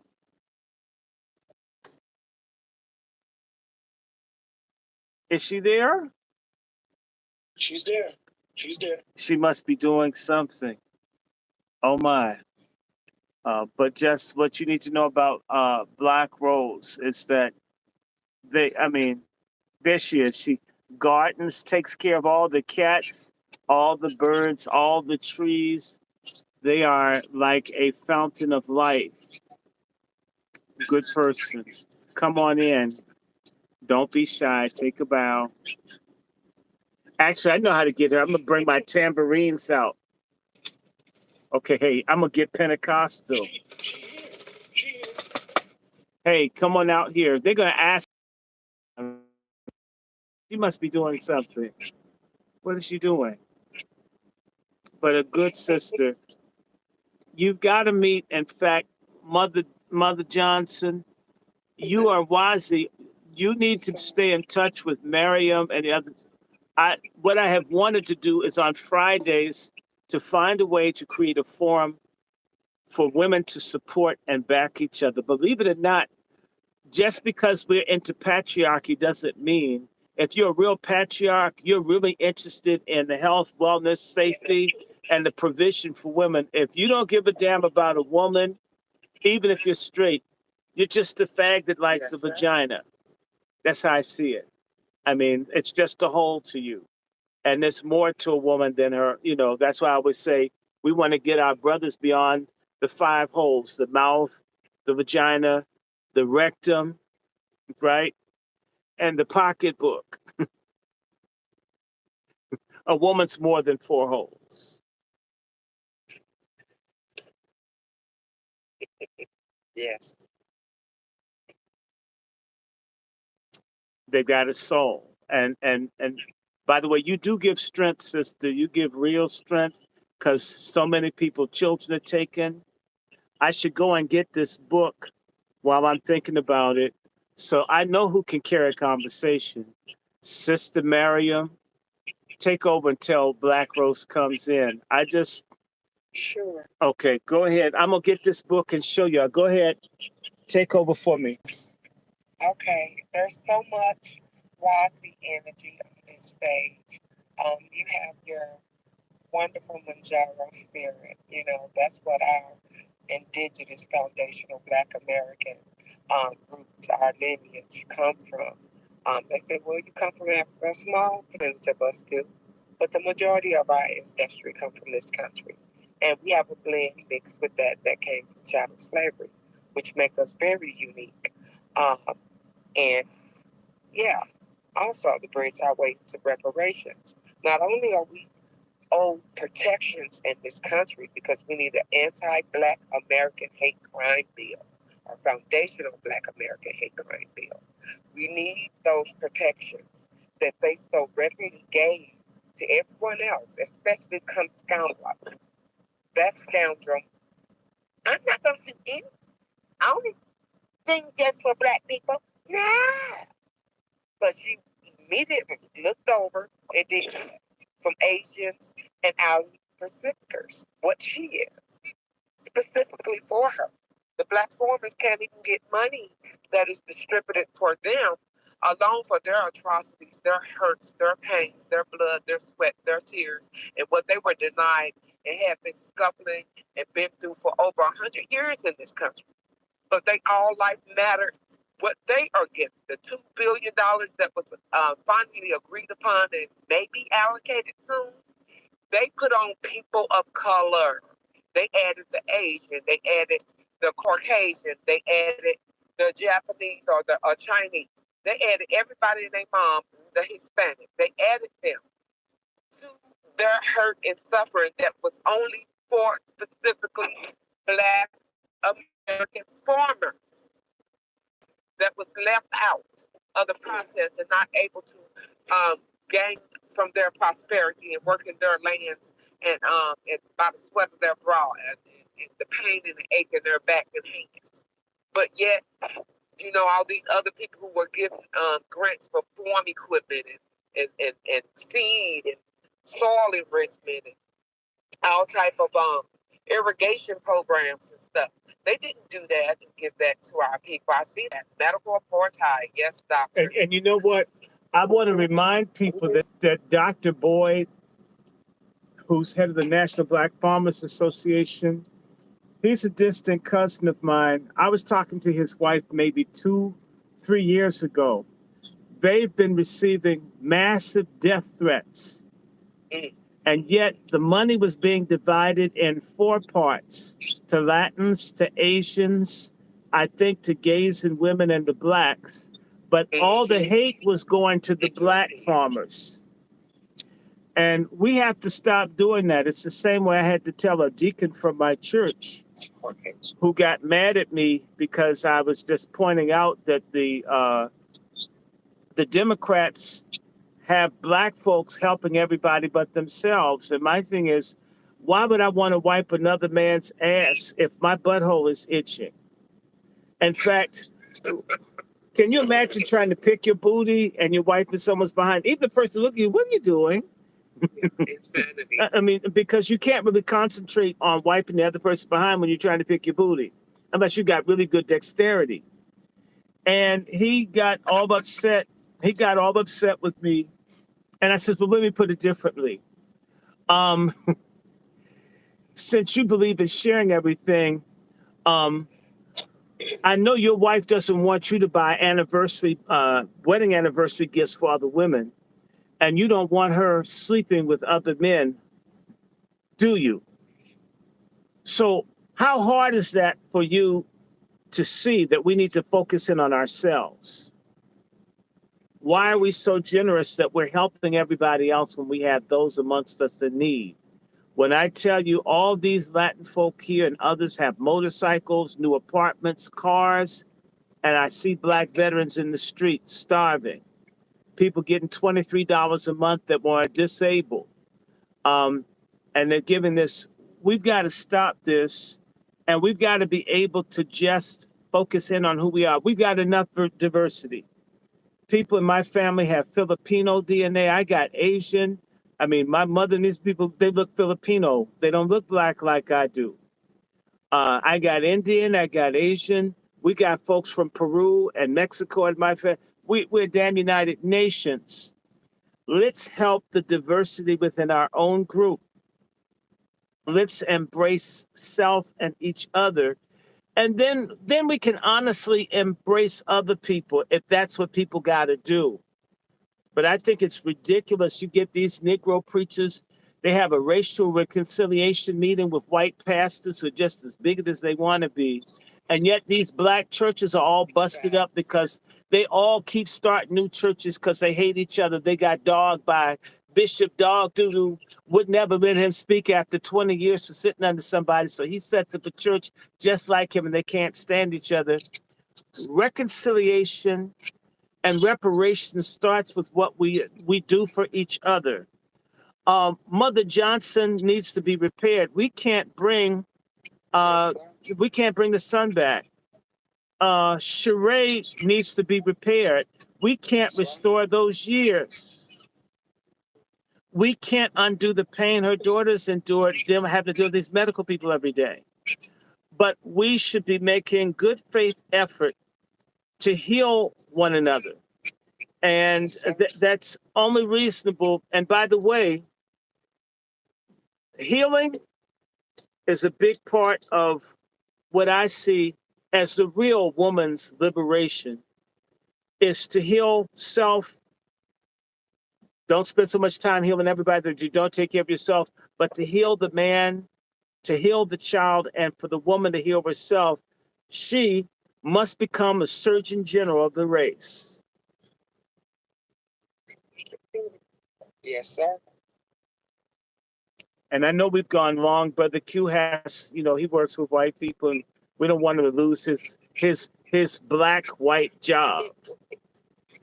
But we can do this again. You guys have my numbers. And I want to give a shout out to Mother Azima, who told me about this thing that fights cancer and gram-positive and gram-negative bacterial infections. I didn't even have this energy 2 days ago. She's been up my behind. When are you going to take it? And so you only need to take it twice a day. And I'm saying to you guys, I dodged the big one. I had severe sepsis. I could have died 3.5 weeks ago. It could have happened suddenly. And so I want to give a shout out to a healer, Azima, Mother Azima. If you guys want an herbalist that's not greedy, that is a pay-as-you-go, or that you could give her, a donation in installments, Mother Azima, I've watched her save or extend people's lives who had almost no time left. And she didn't say, give me $1 million. And so when you see this Patriarch Summit, you see the Angry Black Men's Book Club, I don't get anything done without cooperating with a Black woman somewhere. Whether it's my mother letting me fill up the library with books, whether it's Black Rose, whether it's Sister Miriam, whether it's Quiet Scales, whether it's Sister Starlet, whether it's Sister Latoya with Salt Ministry. In fact, I want to introduce you, people, Cheree. You need to meet Sister Valerie. She's a mastermind of social work issues in Southern California, because you need a social work type person. You can call me. I'll give you her number. We're not going to let go of you. I mean, if you don't want to let go of, but we've got to heal each other. And again, Mother Azima, God bless you. All the brothers out there. Bless you, Mother Azima. Yeah, Mother Azima, we're going to have her on. She may even be able to tell you something about sickle cell. I mean, it's crazy. I mean, she walks around just, we'll do this, do that. I mean, she's the kind of person that can tell you if your blood pressure cuff, that's crap. Where'd you get that from? She's so humble, isn't she, Doctor? Yeah, she'll tell you, the thing you have is full of crap. I mean, like I had people tell me I was going to have a heart attack. And she says, who made it? That must be from Walmart. That doesn't work. She was right. All of the stuff was wrong. She didn't even see it. She's in St. Louis telling me about the blood pressure cuffs. We need each other. My God, we need each other. There's a war being made on us. We need to have an amnesty. Stop fighting, stop hating, start loving, start helping, start caring, start checking, start correcting each other. I'm feeling good. This thing is called Eusia, Eusenia, something. You want me to go get the bottle so y'all can see it? This stuff is good, but you take it for like 14 days and it cleanses the body, kills all the germs and things that your doctors don't tell you about. Like I had to fight with my doctors, look at the blood. I had to tell the Pakistani dude, hey, whatever problem I have, it's in my blood. Okay, it's in the blood. They found it in the blood. I'm not a doctor. I just told them it's in the blood. Can you spell that, Dr. Short? Can you spell the name of that? Yeah, I'm gonna go get it. Now take over for 1 second. I'm gonna get it right now. Hold on. Okay, and doctor, after this program, we're going to talk also about some other wonderful herbs. And myself and Mother Althema still have to have a discussion too. She's wonderful.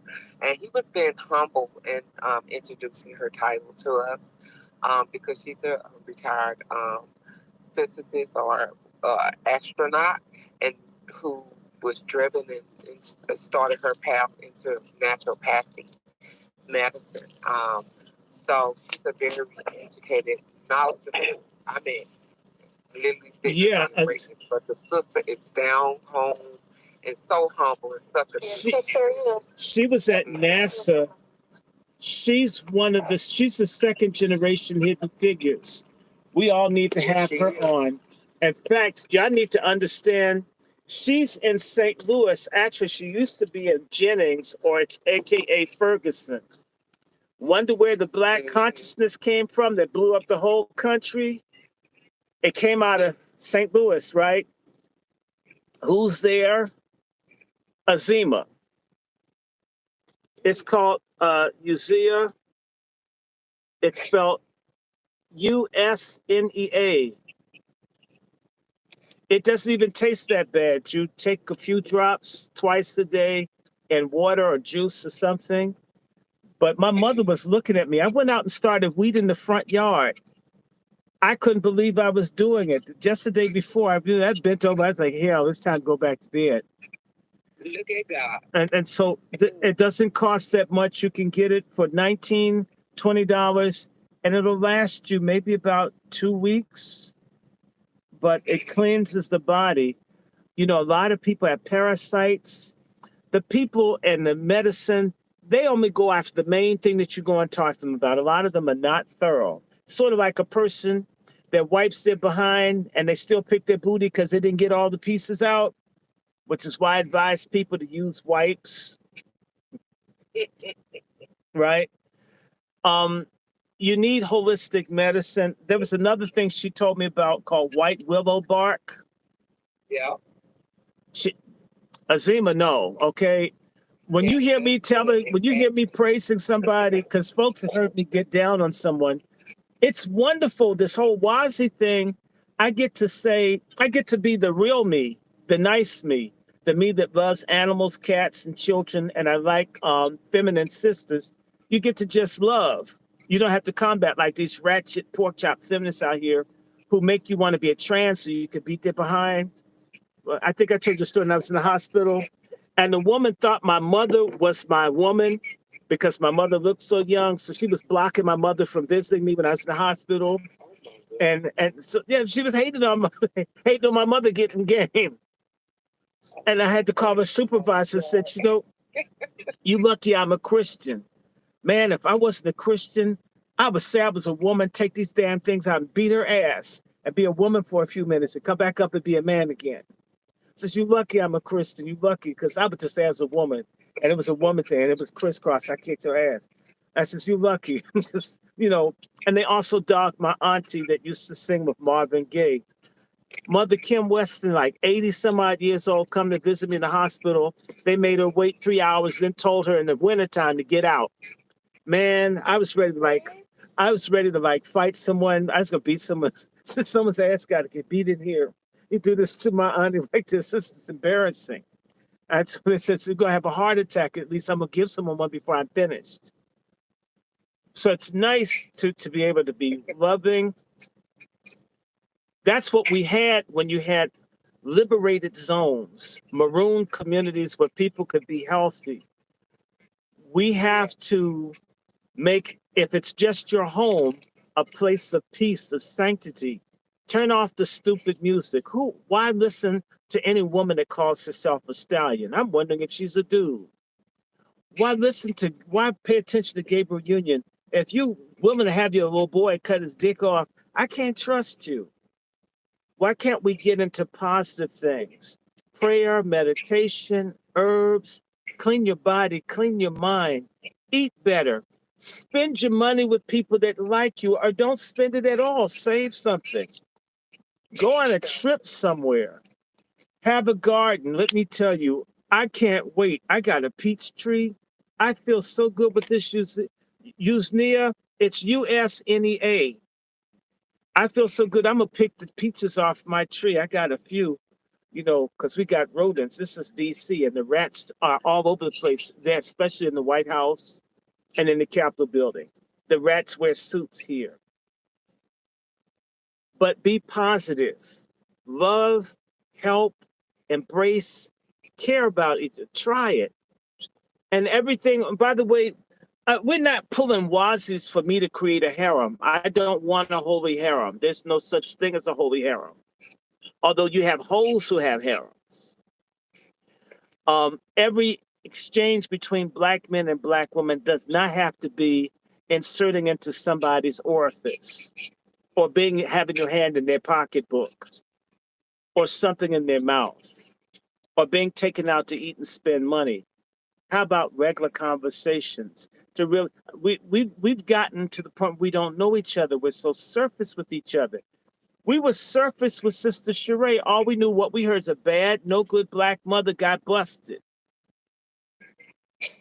We didn't hear about the mother that's basically sacrificial, ready to die for her child. Imagine. We're so surface. We let a weaponized media run by people who hate our guts, who used to sell us. Tell us about one another. We follow Boule, people who hate us, that don't come around us, that don't help us. We let them lead us to pick who makes policy over the lives that we live. Yes, sir. That's all I want to say. I didn't mean to talk this long. Look, as I say to everybody, my little fingers, M, F, M, that's my gang. And my pronouns are cut the check and MFM. I know that's right. We must get reparations. We must repair. There should be the best of medical care and best of counseling and support for all the victims, even people that are subconsciously unaware of how they've been victimized. From me getting bad blood to people trying to neglect me in the hospital, having to because I got a survey to do. I got to come down on some African nurses. And, I'm telling you, I'm having Klansman flashbacks. I've got slave masters in my ancestry. I'm sorry, my great-great-great-great-grandfather owned 24 people. I'm sorry, but I'm feeling that right now. There were some nasty people over here who don't want to be brothers and sisters. But may the Lord bless and keep you. May his face shine upon you, give you peace. Much love to all you ladies. We must do this again. We need to get Miss Peoples with Mother Karen. Mother Karen in Chicago. We need to get her with Sister Keisha, Sister Brooke. We're all going to wrap arms around these two women. And when I get to Dr. Rhonda Hampton, we're going to support her too. She's getting death threats, the woman that's been speaking up for Mitrice Richardson. How could it be that a black woman who's speaking out about a black woman being raped and lynched and her life isn't safe, all the black folks with guns shooting everywhere, and these folks aren't safe? I question your manhood. And it's a sad day when the black man becomes like with the white man where his dick is a gun. I think you can have a gun and a dick. Okay. With that, one of the one little promotion before we close out for the Patriarch Summit. Yes, sir. Yeah, the Patriarch Summit. It's patriarchsummit.com. PARTIARCHSUMMIT.com. All the details are there. We will probably have some other speakers as we have a whole new contingent in Maryland and in Mississippi. And by the way, you're welcome, Miss Peoples. And we want you, Mother Johnson, Sister Peoples, to be part of the WASI Summit. We may have to do that virtually because, you know, folks throw money at making the stallion and they won't throw it at your cause or my cause. But we're going to do this. Again, Mother Miriam, Randall, thank you for your leadership, for your love, for always complimenting. You know, they talked to me so hard, I think I'm married to them. And she's just do spaces too. yeah. You let us know your availability, Mother Johnson, and Mother Peoples. We will, and yes, I'll beg anybody. Somebody's got to give some. I mean, at least I got a tank of gas. I'm at least good for a tank of gas for you. If I can't, I mean, I'm not. You know, a man ain't worth a damn if he can't do something for a woman in need. I'm not talking about paying someone's buying it, taking them to the hair parlor, although that's good. But when we truly have a righteous person in need, we men need to rediscover what it means to be heroes, to be rescuers. Not like Beyonce said, be a soldier, but be a soldier as a man, as these two women have been soldiers. One soldier for her son and for everybody's son and daughter. And of course, Mother Peoples, a soldier for a daughter, but for everybody. Okay, let me stop talking. I'm gonna get off of here. Thank you, and my apologies to all of you that followed this. They've been attacking everybody's platform. They have to get rid of old school, old black folk who don't want anyone else. The boomer generation can't die out fast enough for me, a lot of them, because they haven't let the X generation take root. The struggle will now be vast. On August 24th, 2024, we are launching the Patriot Summit. You must be there. We are going to save ourselves, our family, our women, our children, our community. We need the few that will do this. Why not you? You want a few good men and a few good women to join forces. The Patriarch Summit. Check out GoFundMe. Thank you.